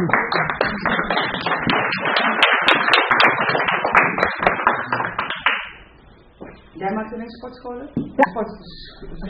Alles beweeggerelateerd. Dus ook, wij zien ook oudere mensen die nog actief zijn en actief willen blijven. Dus dat, maar ik doe geen ingegroeide nagels, ik doe niks met alles wat hier, dat niet meer. Beweeggerelateerd en dan specifiek. Ja. Krijg je de sporters ook de zolen vergoed of moeten ze dat zelf betalen? Aanvullende verzekering, hetzelfde als gewoon bij de niet-sporter. Dus diabetes is basiszorg, maar daar zitten de zolen volgens mij niet bij, hè? Dus aanvullende zorg dus gaat via dezelfde vergoeding. Dus bijna altijd eigen bijdrage die er wel bij zit. Ja. Mooi. Dan dank ik jullie hartelijk. Dan staat er weer een kopje koffie voor jullie klaar. En dan gaan we een kwartiertje verder met de volgende sessie. Dank u.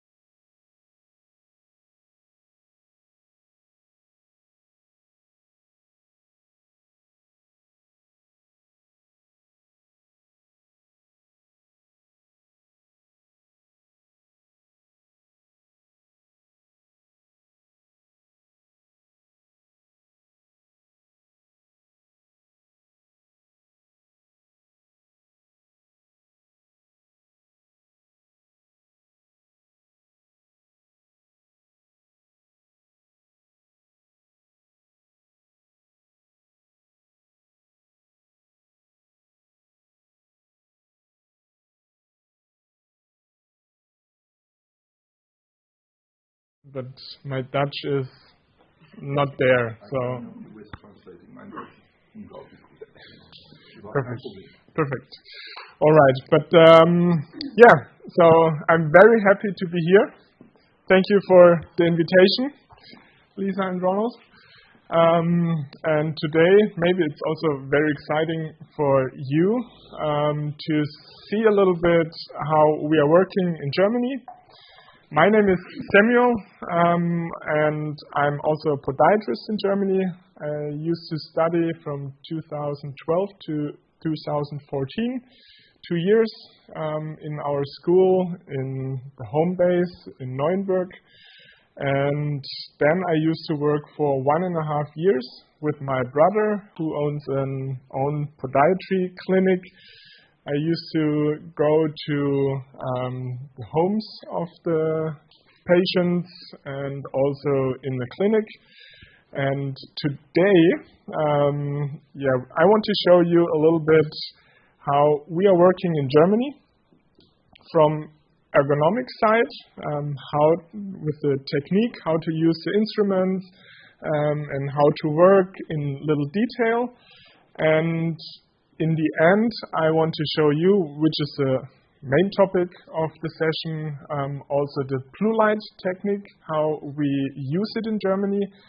And on the way to the blue light technique, we also will cross the tamponades, the different style of tamponades, how we use it, how you could use it. Maybe there's a new way to use a tamponade, which is a very easy and cheap way to heal problems on our patient side. So I don't have a presentation today because I'm working on Lisa's feet. Thank you. We have a little handout for you later, but for the beginning, I think we will focus on the practical work. Is everyone ready for practical work? Yes? Perfect. So as a proposal, if in the third or fourth row the delay is too long, you can also maybe come around here. So I'm very free to it. We just have to check with the camera, but you can also come closer if you want, because the distance is quite long. And just for information, I will start with a normal treatment. So you can also see how, do you have a little bit longer nails? No? Maybe a little bit? Maybe is there someone else who wants to have with long nails? And what about someone here in the audience? Who wants to get a treatment from my side? No? Okay. Yeah?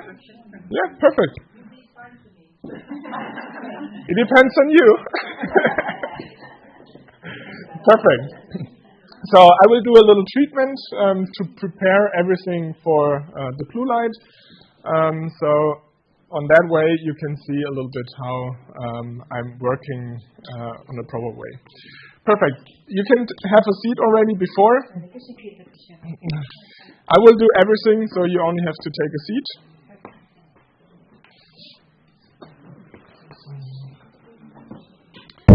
Perfect. Als je dan niet zegt, dan horen we ook wat je zegt. Thank you, Alan. Okay, for the beginning, we are taking a big focus on the ergonomic part of our treatment. So for you all, you're working each day, every week, 5 days a week, maybe 8 to 10 patients a day.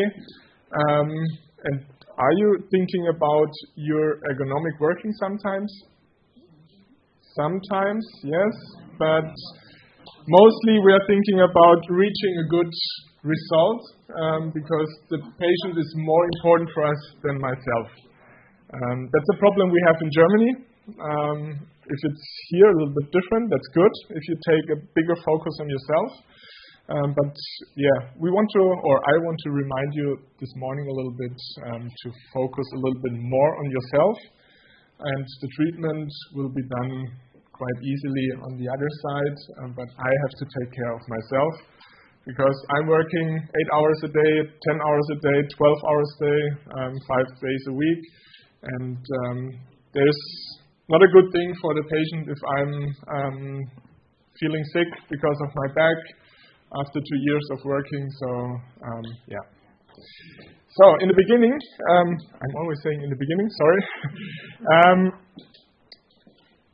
Maybe I want to ask you one question. Is there someone in the room having problems with the carpal tunnel syndrome in the hand? 1, 2. Yeah, 2, 3. Okay. Is there someone having problems with the back? More. Okay.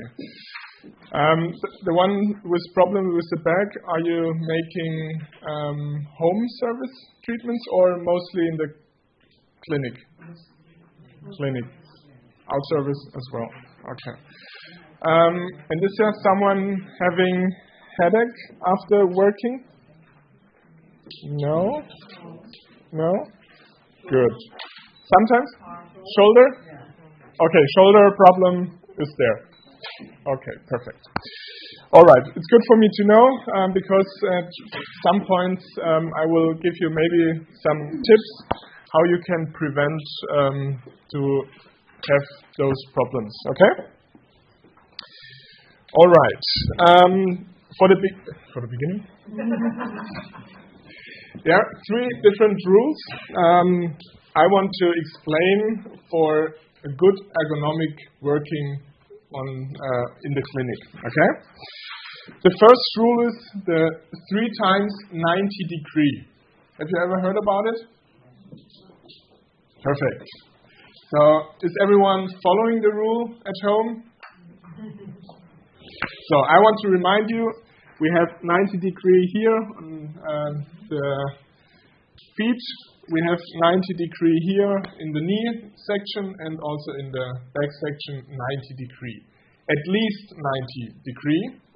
It could be even more. Yeah? 110, 120 degree is also fine, but you shouldn't be lower than 90 degree. And what is happening? So maybe in the last row you can see it now. If I'm putting my feet onto the chair, what is happening now? Not 90 degrees anymore. On 2 different positions. So the first information for you today, never ever put your feet onto the chair. They always need to be on the ground, okay? You have a higher stability for your whole body. So you can move quite easily into your clinic or around your clinic, okay? Rule number 1. Rule number 2, you always have to work with round arms. Yeah? That's a prevention for having shoulder problems, because if I'm visiting our customers or if I'm going to clinics, I always see podiatrists, foot care health practitioners working like this. Yeah, I will show it to you how you should not work, and I will show it to you how you could. But if I'm having problems or if I don't want to have problems, you are willing to change it. But you have to know how to change it. So your arms should be round. Could be over there, could be there, could be everywhere. You should take a look that you are not going over 90 degrees here. So you need the back to lean down, and then you have not more than 90 degree here, okay? Round arms is rule number 2. Rule number 3 is I'm not going to the feet of my patient. The feet is coming to me. Rule number 3. Therefore, I need a good equipment in my clinic that I can adjust everything, configure everything, that the feet is in the perfect, or the feet are in perfect position for me to work. Okay? Can someone remember how Ellen entered the chair? Did someone look at it? From the front, she sat down, she didn't use the arm rest. Okay. So, Ellen, I'm sorry. You have to stand up again, please. Please wait at the door. You're like my patients, like my real patients. Okay. So, for the beginning, it's very important that I rearrange my clinic a little bit, because what can happen if Ellen is entering from the front? She could fall.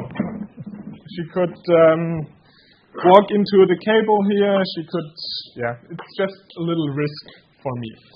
So I have to use the armrest. So I can open the armrest. I can close it a little bit here, that in her mind she's not trying to enter from the front, but I can lead her a little bit. So I need to be very awake in my mindset to lead her in the whole treatment. Okay? So let me check. I'm doing it here. So, hello Ellen. Hello. Nice to meet you. Nice to meet you. Please have a seat. How are your feet doing today? Oh, no, all right. Good? All right? Perfect. Are you ready for treatment today? Yeah, sure. Yeah, perfect. All right. Thank you. So, did you see? She was sitting almost right in the back. She doesn't have to move her body but to the back. That's for older people. It's quite easy to entrance the chair. Okay?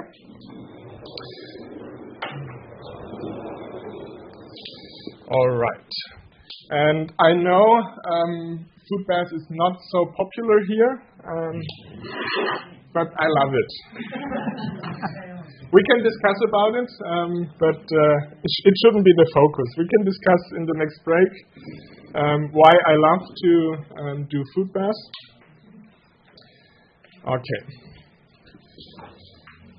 Is it foot bath okay for you? Yeah. Okay, perfect. Wonderful.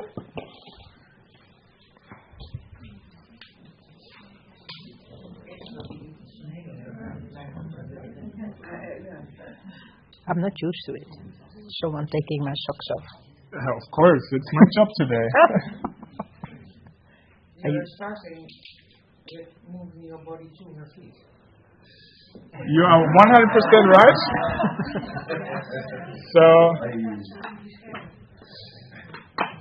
you can move the chair a little bit backwards, and you can. I'm on the same way. You have to put her on the highest level. Then it's easier for me to put the socks off. I didn't do it because I need to put the feet on the foot bath. Is it cold? Too hot? No. It's fine. Nice. Okay. All right. Mag niet uit, hè. Who is already working with blue light? 5, 6, 7 persons. Okay. How are the results? Okay. Not so good. Good. Need more training. More training. Okay. Yeah. Training is always a good point. Okay. For the foot bath, don't take a longer foot bath than 2 to 3 minutes. Okay. Because if it's too long, what is happening? The skin is too soft, and you don't know what the real skin is looking. So no longer than 2 to 3 minutes, and then we are good to go. Any substances in water? Right now, not, but you could do to soften the skin a little bit. With salicylate or just a herbal foot bath, whatever you want.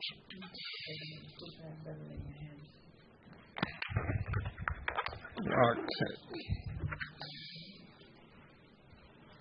Normally I also have to unwear my watch and my ring, so don't look too 100% on my hygiene. So I will take the time, the 2 minutes, or now 1 minute, which is left, to introduce a little bit the instruments I brought with me. The top nipper. Who's working with top nippers? Half? Okay, perfect. Both-sided top nippers? 4, 5, 6. Okay. Do you like working with it? Yes. Okay, perfect. Who is working with scalpel? Everyone, right? Okay, good. Does someone know the MIDI Klinge? Yeah. No? Okay, then I will show it to you very quickly. It's a very nice instrument. And then, of course, the, how is it called? Abrasive caps. Okay. And the diamond burr as well. Perfect. All right. So nothing spectacular, okay? Perfect.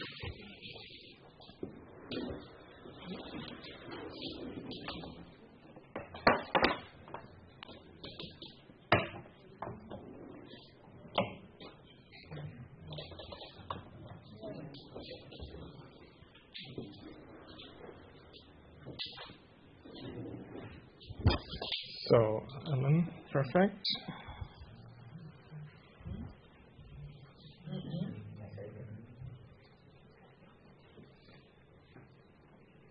Always also try between the toes. Perfect.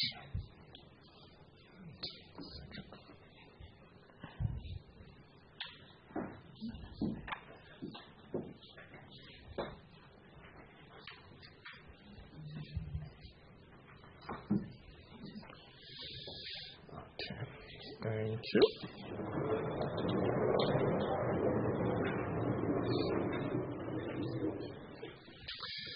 So there's one little side information. I always try to cover one foot, sorry. Plural form is feet, one foot. And there's a little technique. I will turn you a little bit so you can see it better. I hope I can do it with this one here. So that the softening factor of the skin is contained. Yes, thank you. Okay, so this is quite easy because I don't need any more towels because I already used it, and this one stays a little bit longer warm when it's cold outside, and a little bit wet for a longer time. Okay? I think I just leave you here on the side. So normally you would see my back, but I tried to do it here from the side now to explain it a little bit. For the beginning of the treatment, I always put my patients into the highest position of my chair, which is possible, okay? So, okay, then we are at the highest point. And I always put the chair into a little... Relax. How do you say? Relaxed position, yeah. Because if I don't put her in the relaxed position, she will always have the feeling like she's falling or moving into the front. And I have two more advantages. If you look at the height of the toes, if I move it to the back, what is happening? They're coming up. Yeah, I'm gaining more height. And height is something very important for me during the treatment. And another thing is that if I have to move the foot, it's getting easier because the main weight point of the whole body from Ellen is going to the back. So it's a little bit easier for me now. Okay, I moved the chair as well a little bit. I hope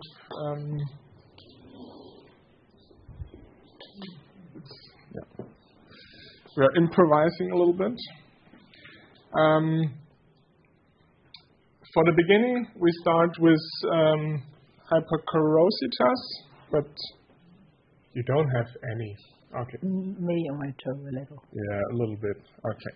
So I just show you the ergonomic right working because Ellen, there's no hypercorositas, so I just use the abrasive cap a little bit, and then we are fine. So, which is the hardest part to remove, or where is the hardest part to remove the hypercorositas? Is it here? Here, right? Between the toes and here. So, maybe you will recognize now what I'm doing. So, the worst part is then I'm putting my arm, maybe like that. So, shoulder problems are coming from this position. Am I following the rule of the round arms? No. So how can I do it now to have round arms? That's why I need good equipment. Put it a little back. I need a good height. I can tell you there's not a perfect solution to work on the heel, but I can give you some information to do it a little bit easier. I like to use the back of the chair, and then I can work with round arms on the heel here. That's one easy way, or I can even put her a little bit more into the back position that I'm gaining more height. Okay. And then I'm also in the position to talk to my patient. Ellen is someone who I can talk to. And there's a very easy way, Ellen, if you could support me a little bit. Not everyone can do that, but if I can see there is a lot of hypercorositas, could you please move this with your right shoulder a little bit to your left side? Sure. Perfect. Yeah, thank you. Just for 1 minute. And you can see what is happening. I can move the chair a little bit around. I can work very easily from the side. Just because I talked to Ellen. The metal burr, you can check it later. If you have hypercorositas on the apex side of the toes, which is very nice to use it over here. And also if you have wounds, you can use it here. But on this case, just use the abrasive cap. I'm wearing a mask cover. Everyone can see it. I'm wearing a mask. Oh yeah.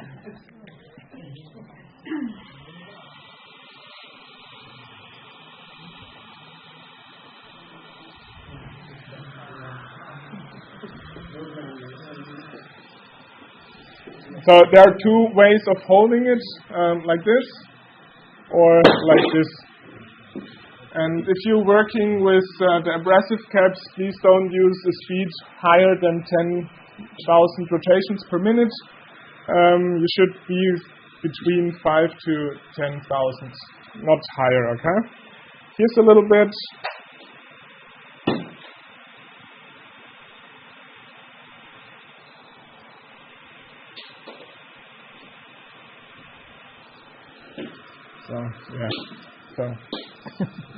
Sorry.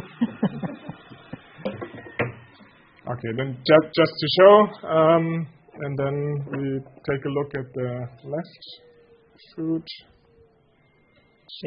The same here. corn eye maybe? No. No. No. Just let me have a quick check.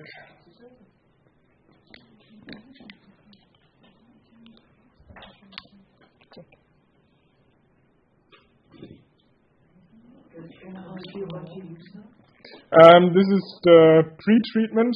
I can use pre-treatment or just a disinfection or skin softener. I just wanted to check if there's a corn eye.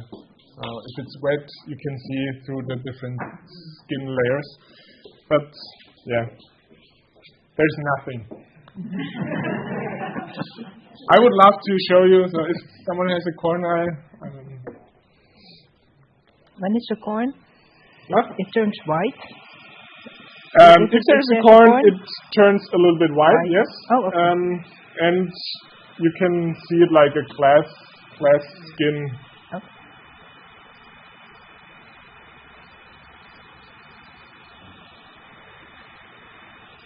Okay. So nothing really to do. Between the toes, always check between the toes. That's also quite fine. Nothing. That's totally fine, Ellen. But the most important part for you is to lean back and stay with round arms, okay, for ergonomic reason. And use the height of the chair. You shouldn't go down, okay? That's one of the rules we have. Now we are we're heading to the working on the nails, which is far more interesting. I want to show it to you now how you shouldn't do it, just out of ergonomic reason. If you're working with the top nipper, you can relax, Ellen. Thank you. Maybe I put this one down so that everyone can see it better. So if you are working now from the front, can everyone see it? Okay. What is happening? I'm getting up with my shoulder. Maybe I can have the corner nipper. Okay. Thank you. So if you don't use a top nipper, you mostly use Nagelzange? Nagelzange. So I don't have a Nagelzange here, but I have the corner nipper. So we pretend it to be a corner nipper, a Nagelzange. So this is happening automatically. And in this case, if someone has problems with the carpal tunnel syndrome, it's coming from this position.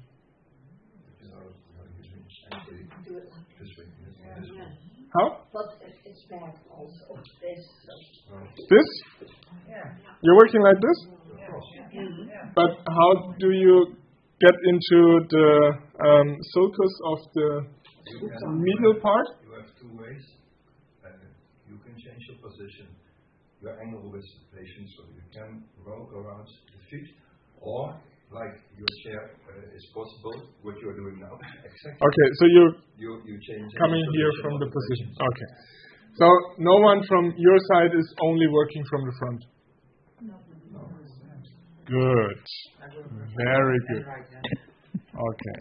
Because sometimes I can see it that someone is working just from the front, and then I have big issues to work correctly. So if you're already turning the chair, turning the patient, then it's pretty good already. Okay? Perfect. But the easiest way is to work with an angle. So always 90 degree.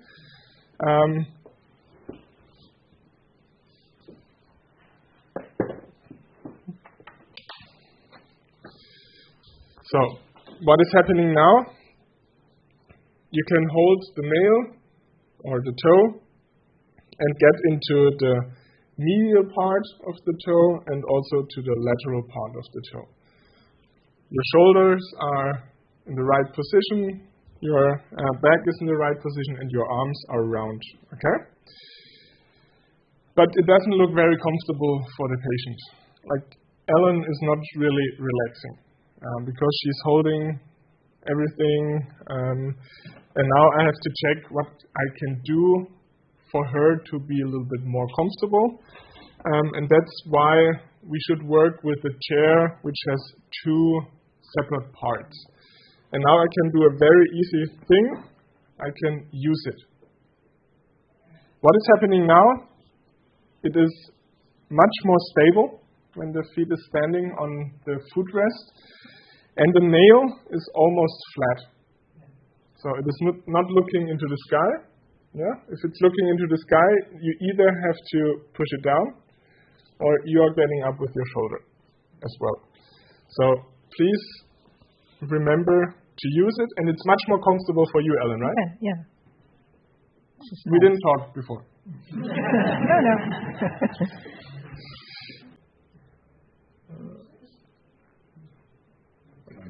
Going back. Okay, perfect. Now I'm starting with one side of the top nipper from the middle. So if someone wants to see it, you can come closer if you want. I have the round arms. And then I'm going into the sulcus. And also from the other side. Always starting from the middle. And I'm mostly working or cutting with the edge of the nail. With the edge of the top nipper.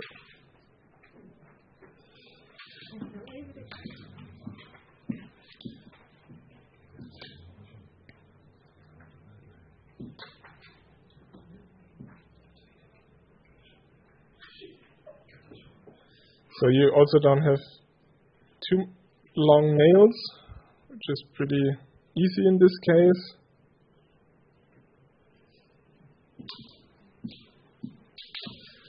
The only thing now which could happen is that my head is falling down after a few minutes because I want to see it very clear. Therefore, I need a good light. Not only the glass, the magnifier lamp, but I also, or mostly, need a good light, because if I have the light and a good height, I can stay stable, because I don't need to see it much more clearer than before. Okay? So with the top nipper, which has a trapeze form, where the pressure point is distributed on a bigger hand than like a round instrument, where the round instrument is very punctual with the pressure. So we prefer to use the trapeze form, and with using the trapeze form, it's you have a better, distribution of the pressure. So it's easier to cut the nails because you don't have to put so much pressure on it. Okay. Yeah, the rest can be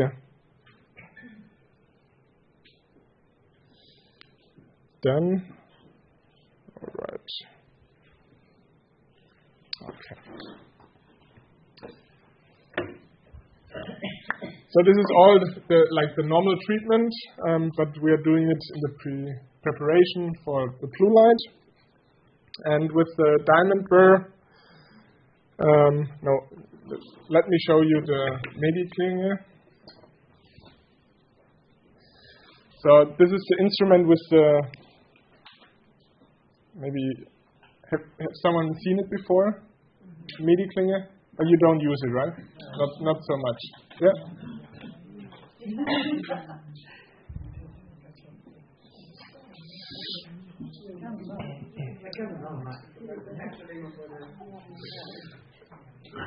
The form is a little bit different to a normal scalpel.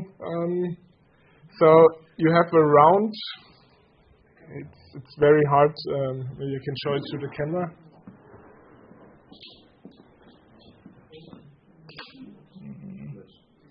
Too close. Okay. So if you can see it, it's round, and on the other side, it's like a hole inside. And I always want to push the round side onto the nail.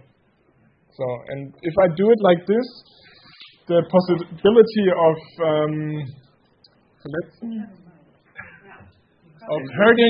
injuring someone is very low. So get up to the nail, and then slowly into the nail fold.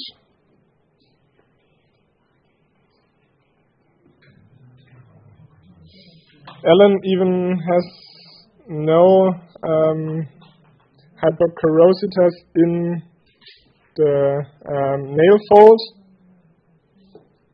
but the nail tamponade, right? Mm-hmm. Perfect. So there was a protection tamponade inside. You're using the instrument from proximal to distal. You're pulling it away to the end of the nail. So when this is the nail, you're setting the instrument in here and you're pulling it back to there because you're not stabbing. Okay? Or I didn't see it because I'm sitting here.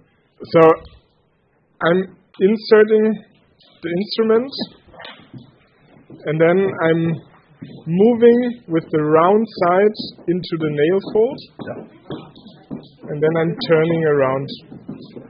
Oh, okay, you're doing the top and the other side, and then when you would do the side, you will go from proximal to this, I think. I can show it twice, 2 rounds. So with the round side, I'm pressing against the nail and going into the nail fold and turning out. Okay? Of course, I can also go like this under the nail, but the easiest way is round and then through the nail fold. It needs a little bit of practice, but if you used to know or used to do it, it's like I can do it 10 times and I always will find some more hypercorositas. Okay? But again, you're drawing the instrument because the top of the instrument is razor sharp. You're never stabbing. What is stabbing? Stabbing is. No. So when never is the side of the nail, you'll use it by just by scraping, scooping. So when this is the round part, you're taking the round part like this under the nail. Yeah. Otherwise, you have the risk of cutting her in. So now, can I ask something? Yes. You have to disinfect the knife a few times before you go working in the workers. The difference is that Wolfgang is almost doing surgeries. Yes. So, of course, you can disinfect whenever you want, but in this case, for the normal treatment, you don't have to disinfect between. No, he did it because it was too sharp, and when he disinfected. Okay. Now I get what you want. So otherwise, I know what you mean. So is everyone? I don't want to lose anyone. Maybe I stand up.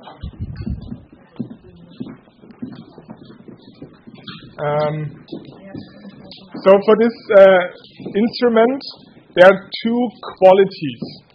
There is one cheap quality, which is sharp, but if you disinfect it or sterilize it, it will rosten. It will dull. Yeah, rosten, yeah. Perfect. And then there's a good quality, which is made out of stainless steel, which won't dull. And the thing is, it will lose the sharpness after sterilizing it. So the risk of injuring is also a little less. That's what Ria just said. Why are you using that instrument and not the hook like we have? Because this one is a little bit sharper than the hook, so you don't need to go through the nail folds that often. But you use it to get the callus out? Yes. Or you use it to just clean the nail fold. Corn you can also use the corn to remove the corn, but then you need a sharp one. Okay. Yeah. Is that the 1V? Yes, 1V, 1V. Yes, yeah. And then I don't know if you also have two qualities.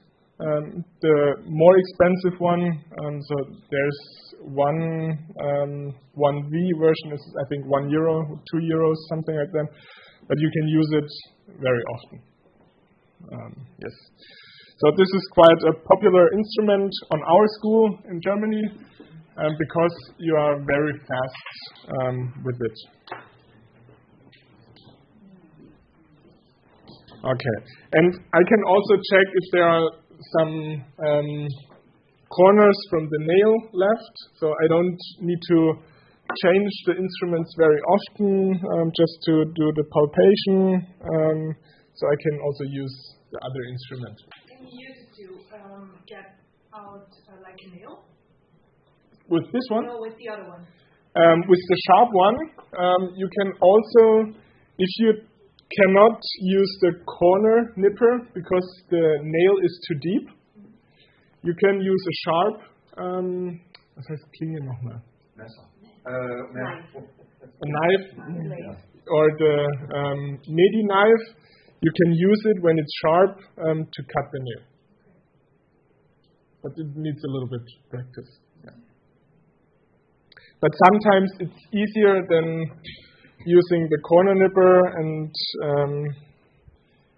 just using it by sense, not by vision. It can be also possible just by sense, because you know how the nail is grows. If it's very round or very flat, you know it as a professionalist.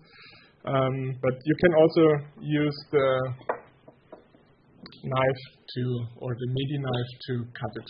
Yeah.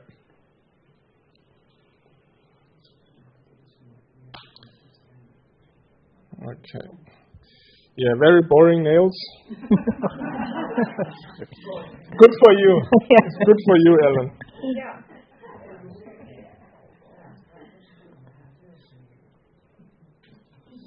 So, but still, I want to clean it a little bit.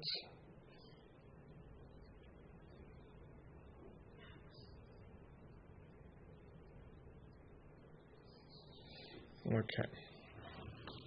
So one side is ready. Then with the diamond burr, just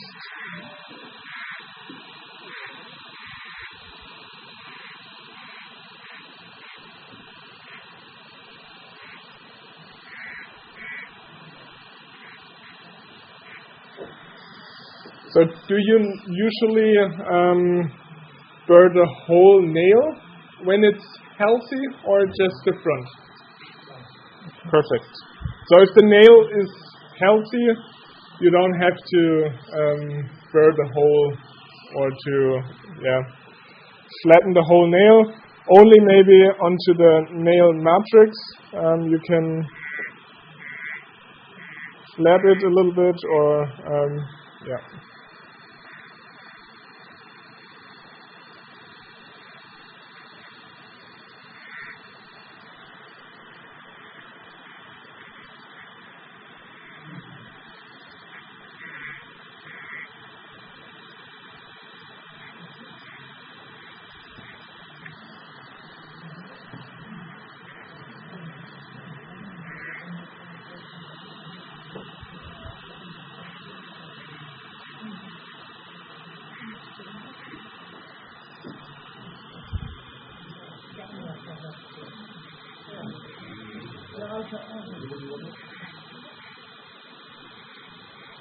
exactly what you're telling.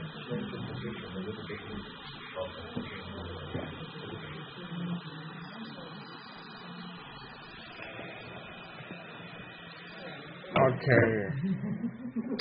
Then we do the same on the left one, but now is the question, how can I reach the left feet with an ergonomic good position?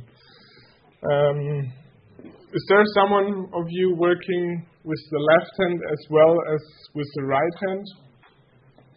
A few, but it's a talent that you can do it. I'm not able to do it. Training. I don't want Ellen to experience my left hand, so there's also a possibility to remove the right leg or right feet and to turn the footrest and to park this one on the side. Okay?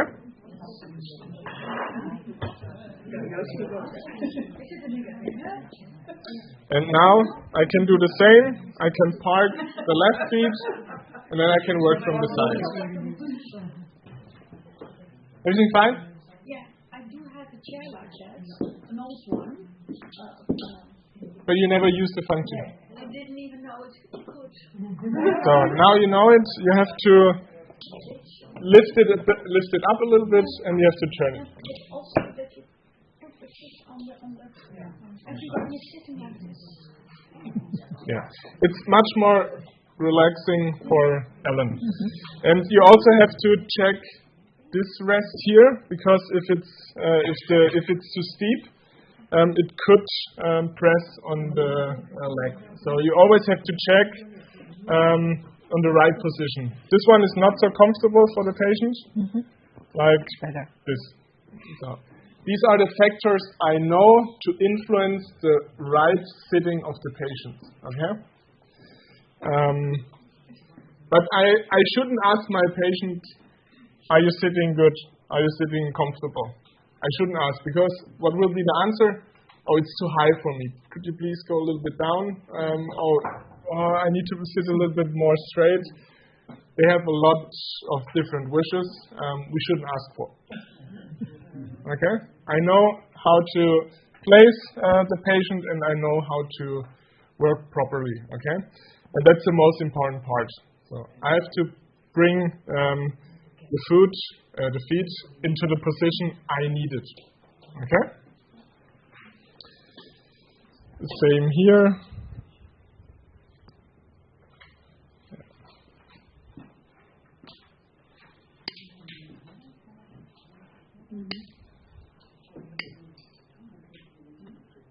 Are you okay?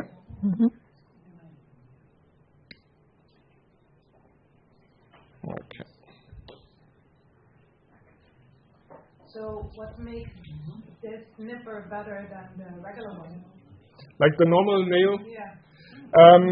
The thing is that you don't have to change the position.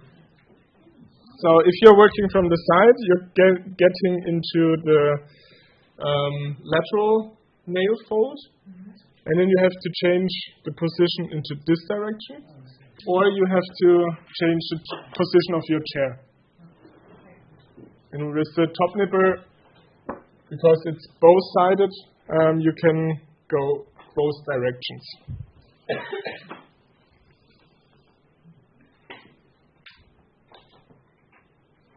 But this is already fine. Shouldn't shorten it too much. It's very important that I'm sorry. So that you're treating, that you separate it from the rest, because top nipple is often the fact that when you forget and you are using this one to cut, and you forget to separate it, you're cutting the next toe. Now, that's beginner's fault. This is a high risk of injury. Be ready with the top nipper when that happens. And so, yes. So the top nipper is like the most feared instrument in our branch. So everyone's like, oh no, it's so big. And we have two edges, and if I'm not paying attention, I could injure somewhere else I don't have in mind. So always separate the toes. That's what you just said. A little one. There's also a little one, but the bigger, the easier for me.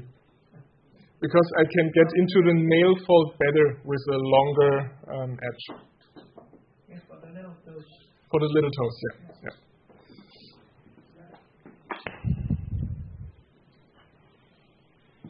But if we are talking about efficiency, I try to use the less instruments possible. The less instruments I use, the less instruments I have to clean. I'm saving time. So I don't have more burrs like those three. And normally I just have those three. This one I use every time, the diamond burr, and also mostly the abrasive caps or dia twister or whatever. I can. In this case, the dia twister would be enough. Twice. I don't need a cap here. They're too expensive for this case. But more instruments, more work, and more costs. So the less instrument I use, the faster I am, the cheaper I am.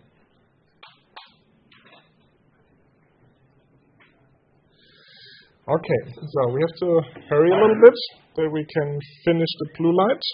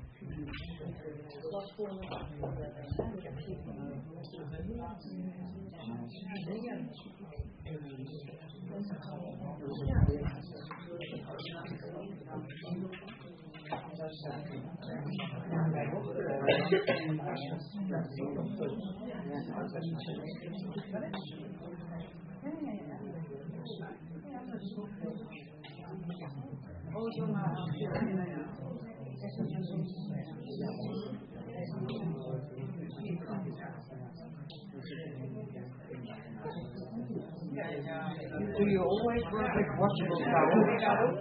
Never with disposable? You can do both ways. I learned it with the washable towels because we didn't have it in sale at that time, 2012, but both possible.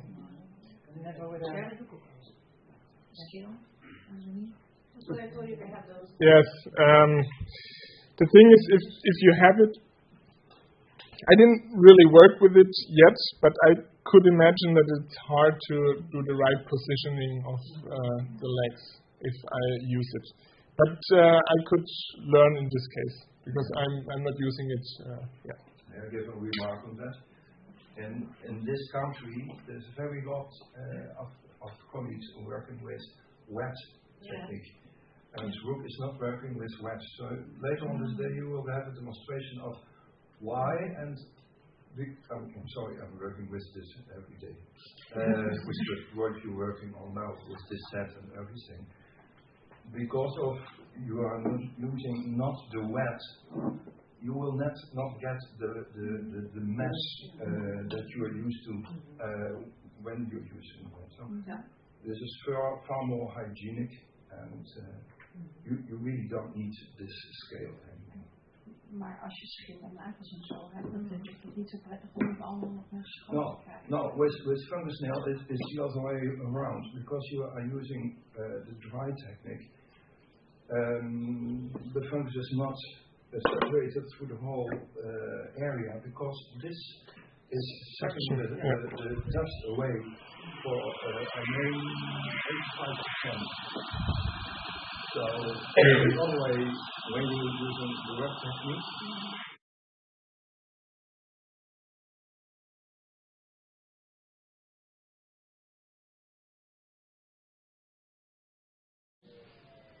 then it comes, I've learned this from your father. And he said, look, and then there comes a drop of this water on your skin, and this contains the fungus. And your skin thinks, oh, water, I can relax. So imagine what that means to your skin, what attack it is. When you're using dry, this device sucks away 85% of your dust, and only the heavy particles, they will fall down. You can clean your floor mostly with the duster, and after some of those you can clean it better. But that's it. So the fungus is away. There is a very good vacuum cleaner back in it. It's a medical one, so it contains in there the fungus is away out of your room.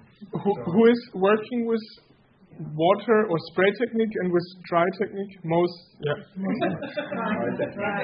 I tried. Okay. I know it. So in the Netherlands there is still the saying that the spray technique is the better technique. It's different, maybe different. Because he says it's 85%. I think it's even more than 85.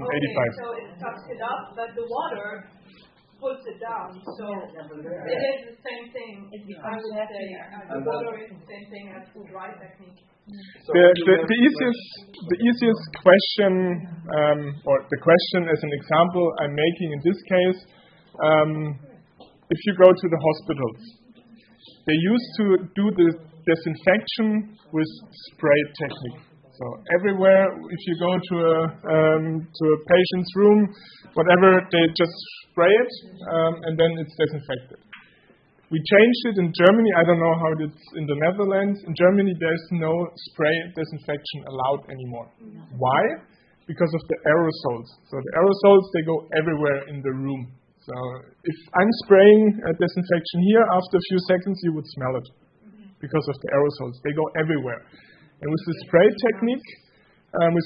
technique, you have this even a finer water drops than with the spray technique. So you could also smell it in 2-3 seconds in the bag that you are working on fungus. I know the smell of fungus, so you would smell it as well, like far away. And what is over there, if you have worked for, I don't know, 6-7 hours in a smaller room with 8 to 10 square meters, in the end of the day, that's like the easiest way to do some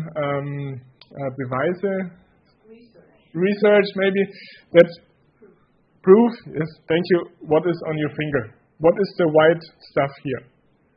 And you don't have that with the dry. No, it's gone. The suction is very strong. Because when I first started, like 20 years ago, they were all about the dry technique, and then everybody should switch to the wet technique because that was better. And now you're saying the dry technique is better again. The one who did say that you had to go to the wet technique, had never worked with the dry technique. She didn't know it. But you will have a session later, so I have to focus on the blue light. On the time, right? 20 minutes now for blue light.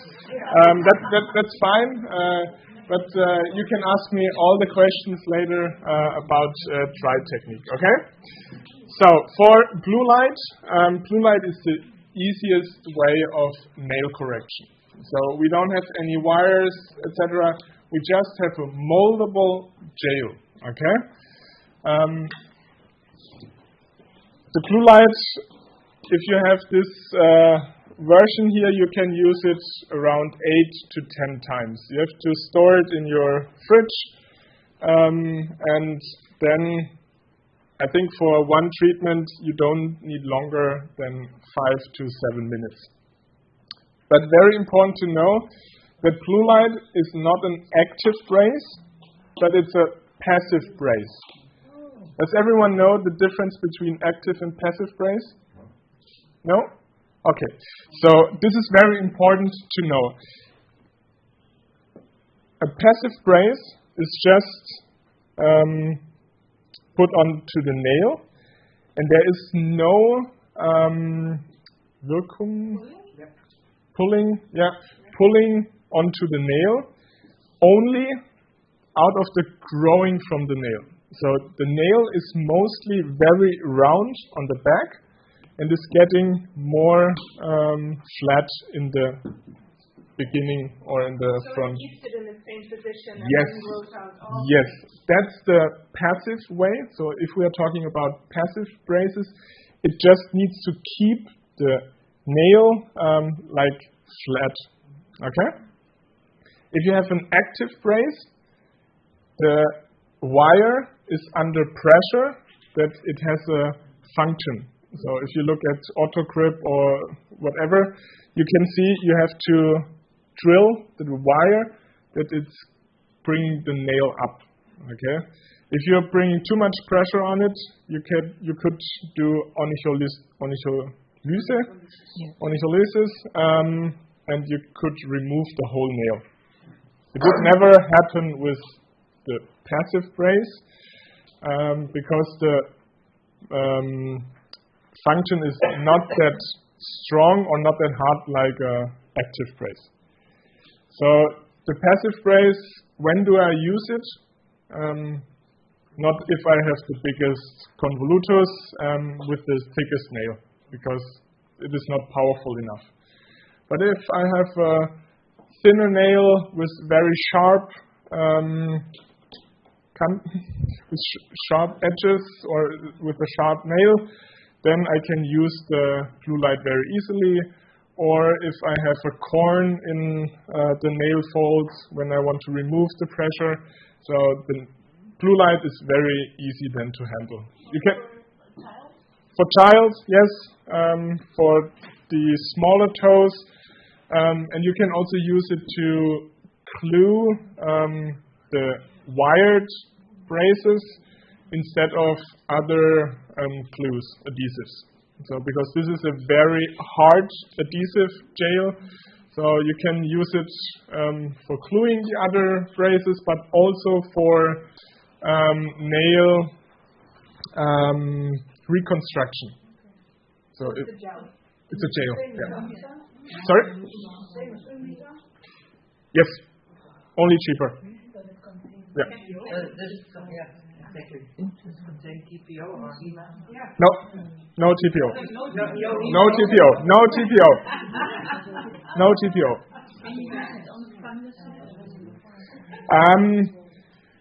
You can try it on the fungus nail, but the fungus nail is changing the.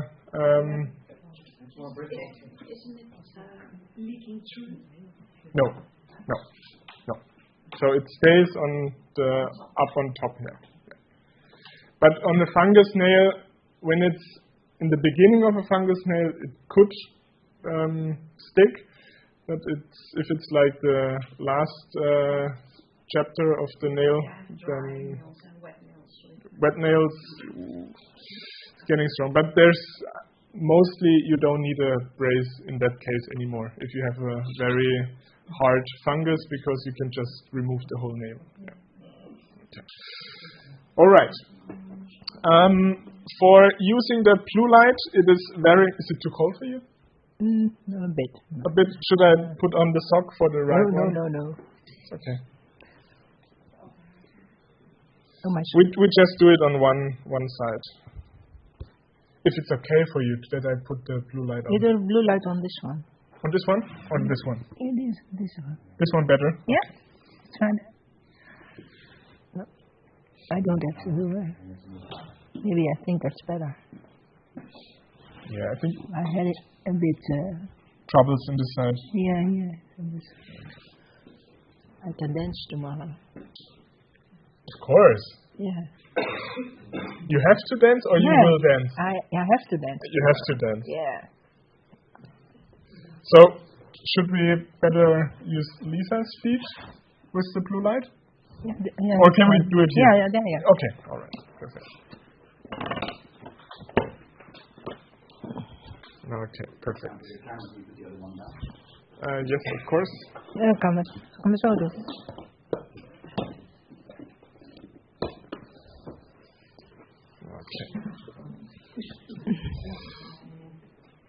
Okay, the first step is to degrease the nail. Degrease is known? Yeah. Unfat. How is it? Ontvetten. Ontvetten. Yeah. The only thing is that I don't have anything here to degrease it. Oh, you have something? Perfect. I forgot it. Perfect. Thank you so much.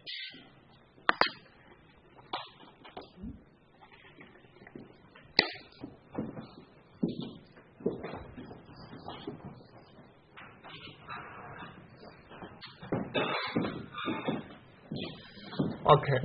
Then there are two options if you want to have it longer on your nail to extend the duration. It's called an activator or a primer. You don't need both. The primer includes some antibacterial functions, but the activator would be also fine. But it is very important that the activator is drying for at least 2 minutes. Okay? So that's the first part we are doing now. If the nail is too wet when you put the gel on, it could be gone after a few days. So 2 minutes drying, okay? There's no issues with contamination? Could you use question? It's like with the nail design, so it can't survive here. Yeah, if you have something. But of course, there is a easy trick you can use. If you don't want to use the brush, you can use. Where did I put it? Maybe you have done it before. You can just cut with your scissor a little piece and just hold it with the pincet. And then you can go, if you want a more safer way, and then whoop.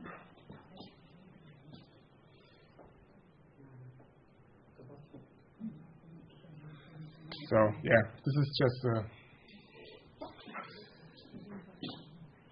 way to use without the brush.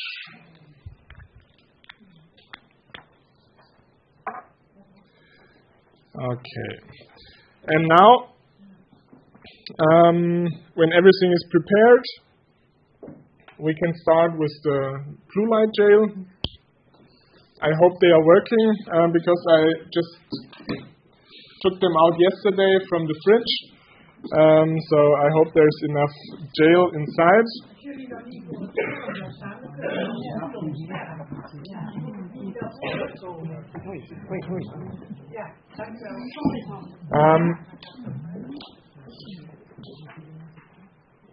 if you're using the blue light gel, it's easier if you use a little bit vibration in your fingers to attach it onto the nail. Instead of just squeezing it out, do it like a little bit shaky, okay? And then the important part is not to put the blue light gel on the front of the nail, but the position as far as behind as possible, okay? And then, yeah. So we can. Is it fine? Okay. So I'm also not doing it every day. So I hope I can do it beautiful because this is. You are shaking anyway.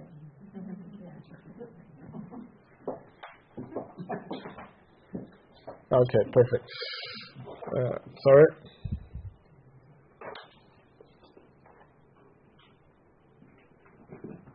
Maybe the first part I need to remove. It's a little bit older.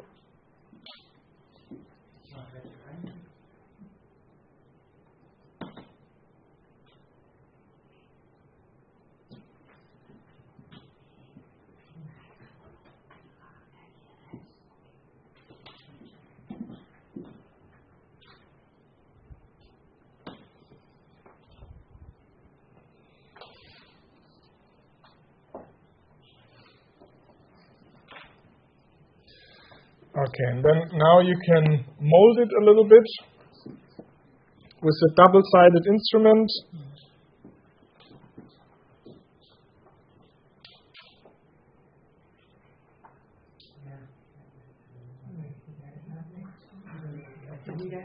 It shouldn't be higher than around 2 millimeters, okay?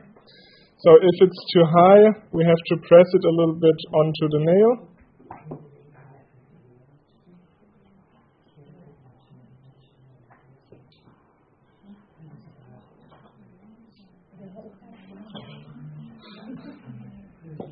How long do you have to take it out the fridge? It doesn't matter. You can just use it out of the fridge. Yeah. Did someone recognize that I made a mistake?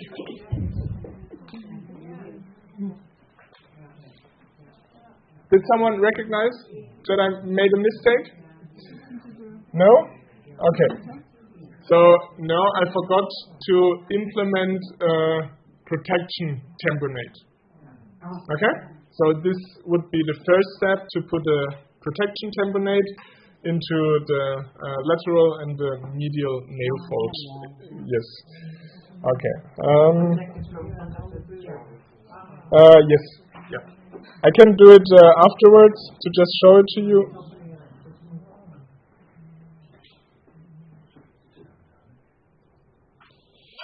Okay, if someone has struggled to mold the gel, I actually shouldn't tell you that, but you could use a little bit of activator. So you can put the double-sided instrument into the activator and do the molding afterwards. So it will be easier with the activator than without, okay?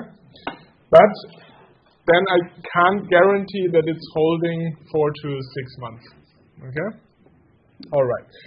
Then don't forget the glasses. And then it's the 60 seconds.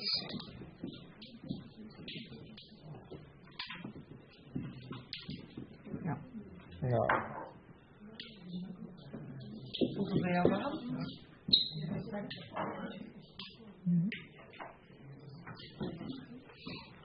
I try to keep you warm. Ja, nice. Welke chemical is? Voor de hele dag. Nou, zal niet van.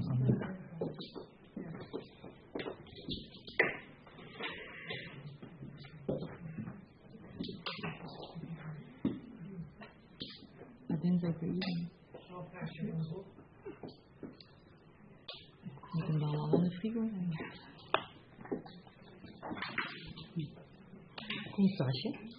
So around 60 seconds to glue it, to fix it with the blue light lamp.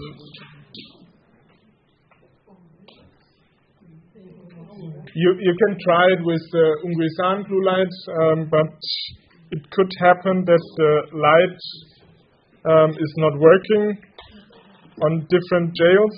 So, yeah.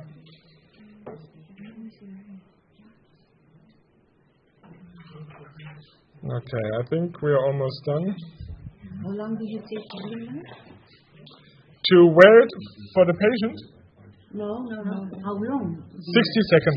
60 seconds. Yeah, Okay. just 1 minute. 1 minute. Yeah. I think I passed the 1 minute now. Yes, that's what I think. Okay. All right. Now I hope the material was good. Yeah, perfect. So it's a little bit sticky afterwards. You can do the cleaner again. Sorry.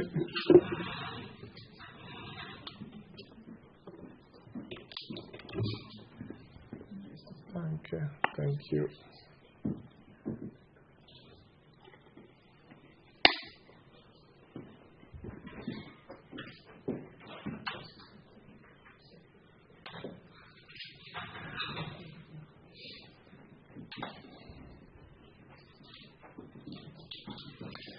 And afterwards, you should check if there is a sharp piece of the blue light which could damage a sock or whatever.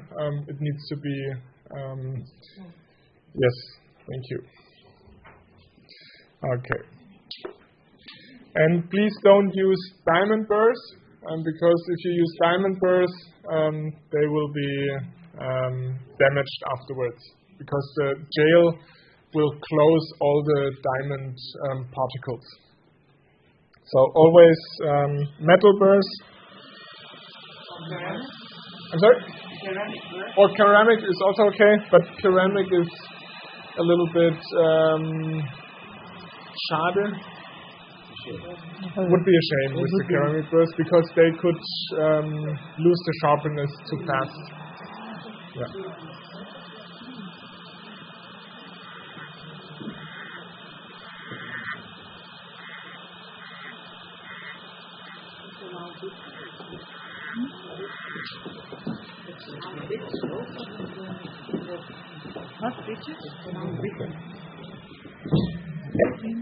All right.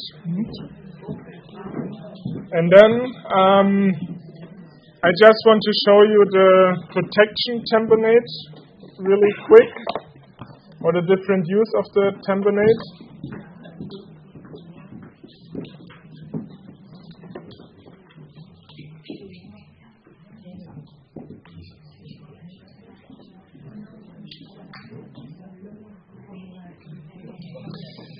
So the most important part while using tamponades is to make them round on the corners, okay?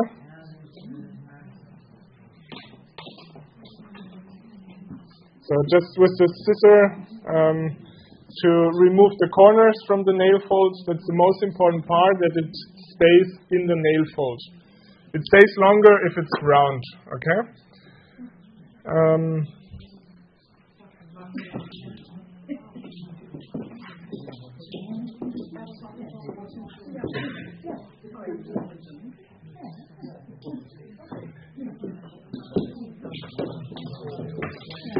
So this would be already enough for a protection tamponade, so it just needs to be a little bit in the nail fold that the gel is not getting into the nail fold, okay? And then what different kind of tamponades do we have? But it's getting out, so I was asking... Please bring it back. Please bring it back. We have to check. I mean, which or how can we use the tamponade? So we have a protection tamponade. We have to fill up a stuffing tamponade, and then we can glue our tamponade. So the stuffing tamponade is very interesting before I put a brace on, like a wired brace, because the nail fold is getting very softened, and it's very easy for me afterwards to put a nail fold on. The glued tamponade, is someone doing glued tamponades? No? Yes. Nagelmasse is perfect, and very easily it dries on the air, and you can glue the tamponade, the part which is outstanding, onto the nail, and then it will stick in the nail fold till you see your patients next time. So in that case, you use both. You need the tamponade thing, like you adjust. This was just a protection. And then you using the nagel. Yeah. Same. I can show you the Nagelmasse, the glued version, because I use it actually at every second patient, because it's very it's very easy to applicate it. So it needs to be a little bit longer than normally.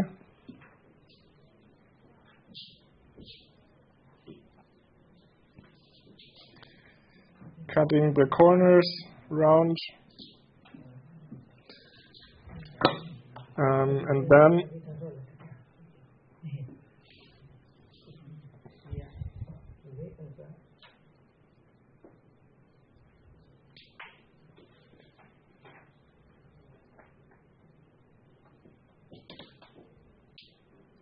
so this may be still a little bit too long, so we can cut it. Never cut on the patient, normally before. And now you can use the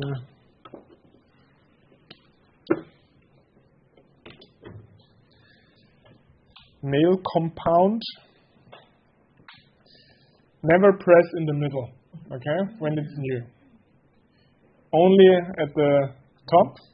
And only very soft, because if you press in the middle, it will never stop.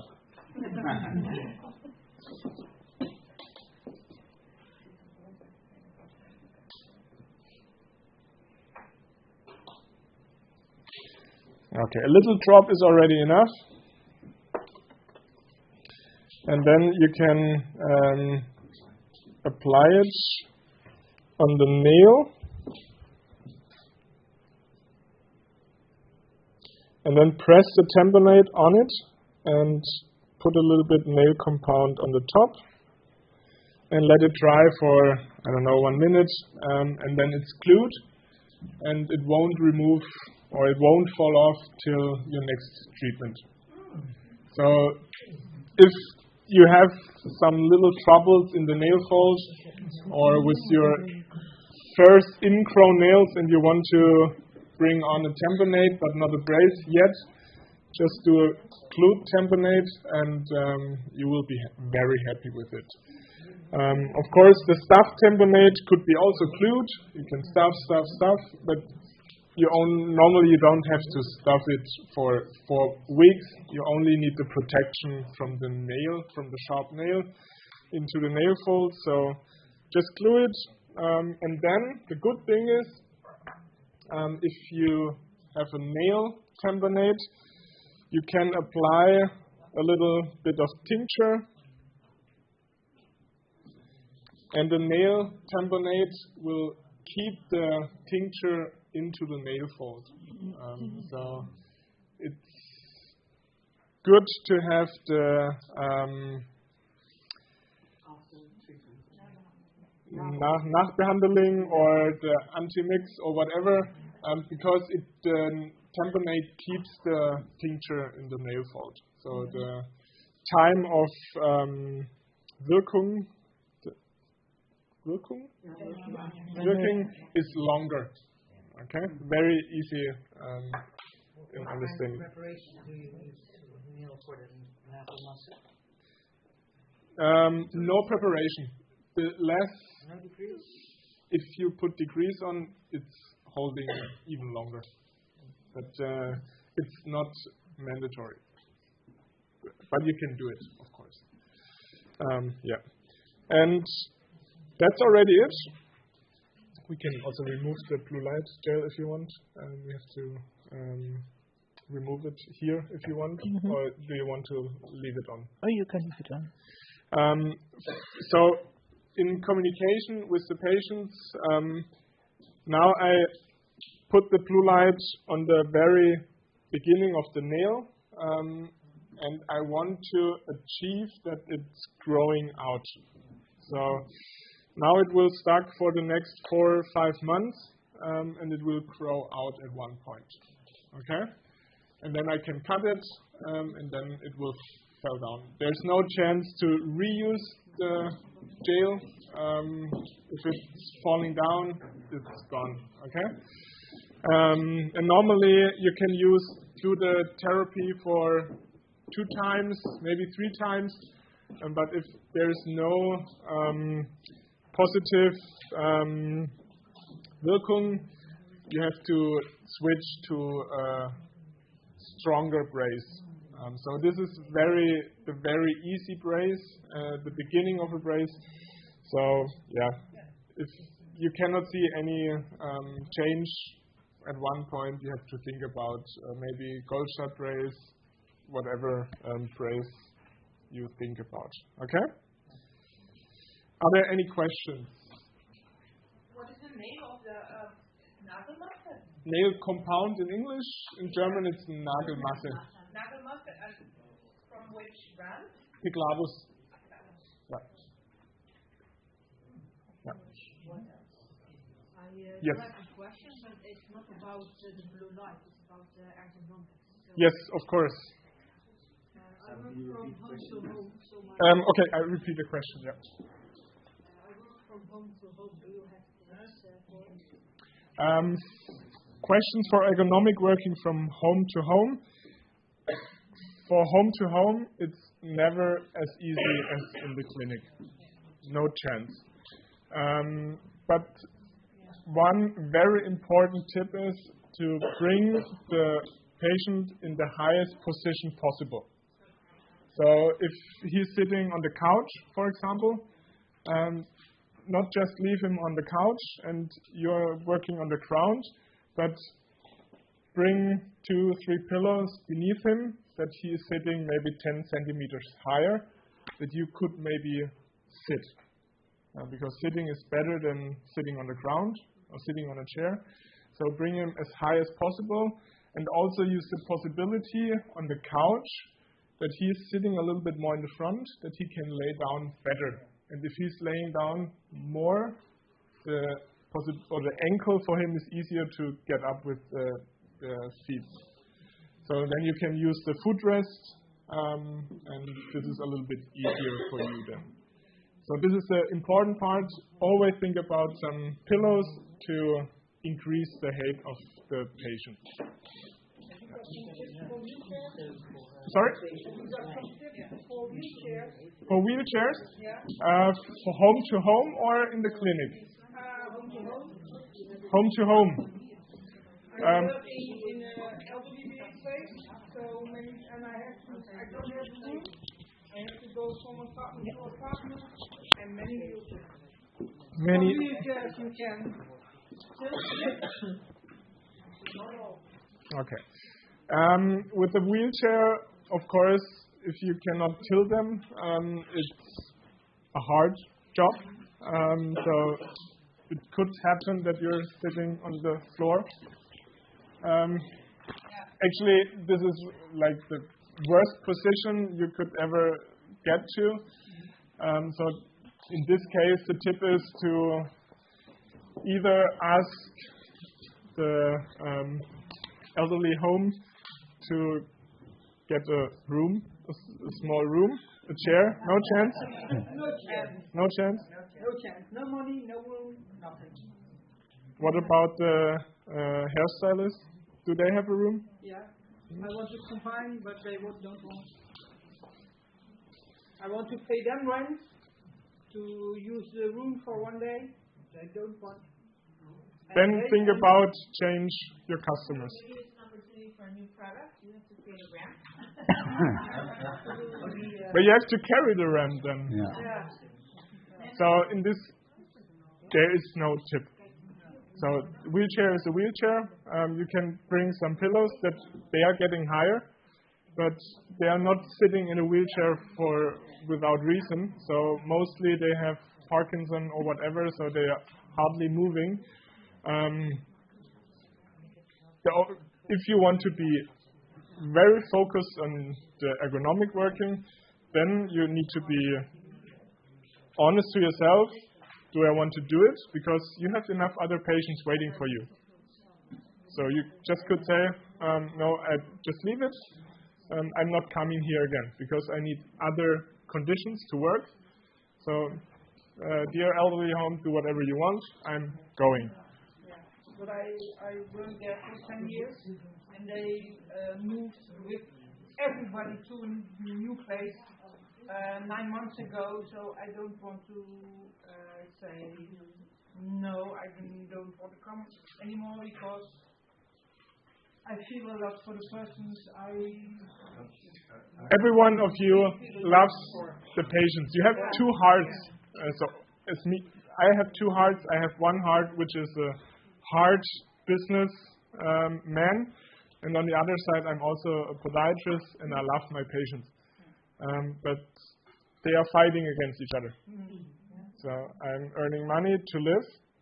I have my own life. I'm not living only for my patients. And if the conditions aren't changing, then I have to fight the fight in me. Do I want to be healthy for the rest of my life, or do I want to help? And if you are only helping people and not looking at the business hard, it's getting hard for your health and also for your bank account. On the other side, you have to be hard sometimes and don't think about all your patients.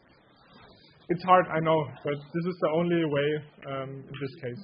We're going to have to make a break. Wrap it up for the break. The lunch is served for you all outside. So of jullie kunnen... Oh, nou het Engels. We doen het Nederlands praten.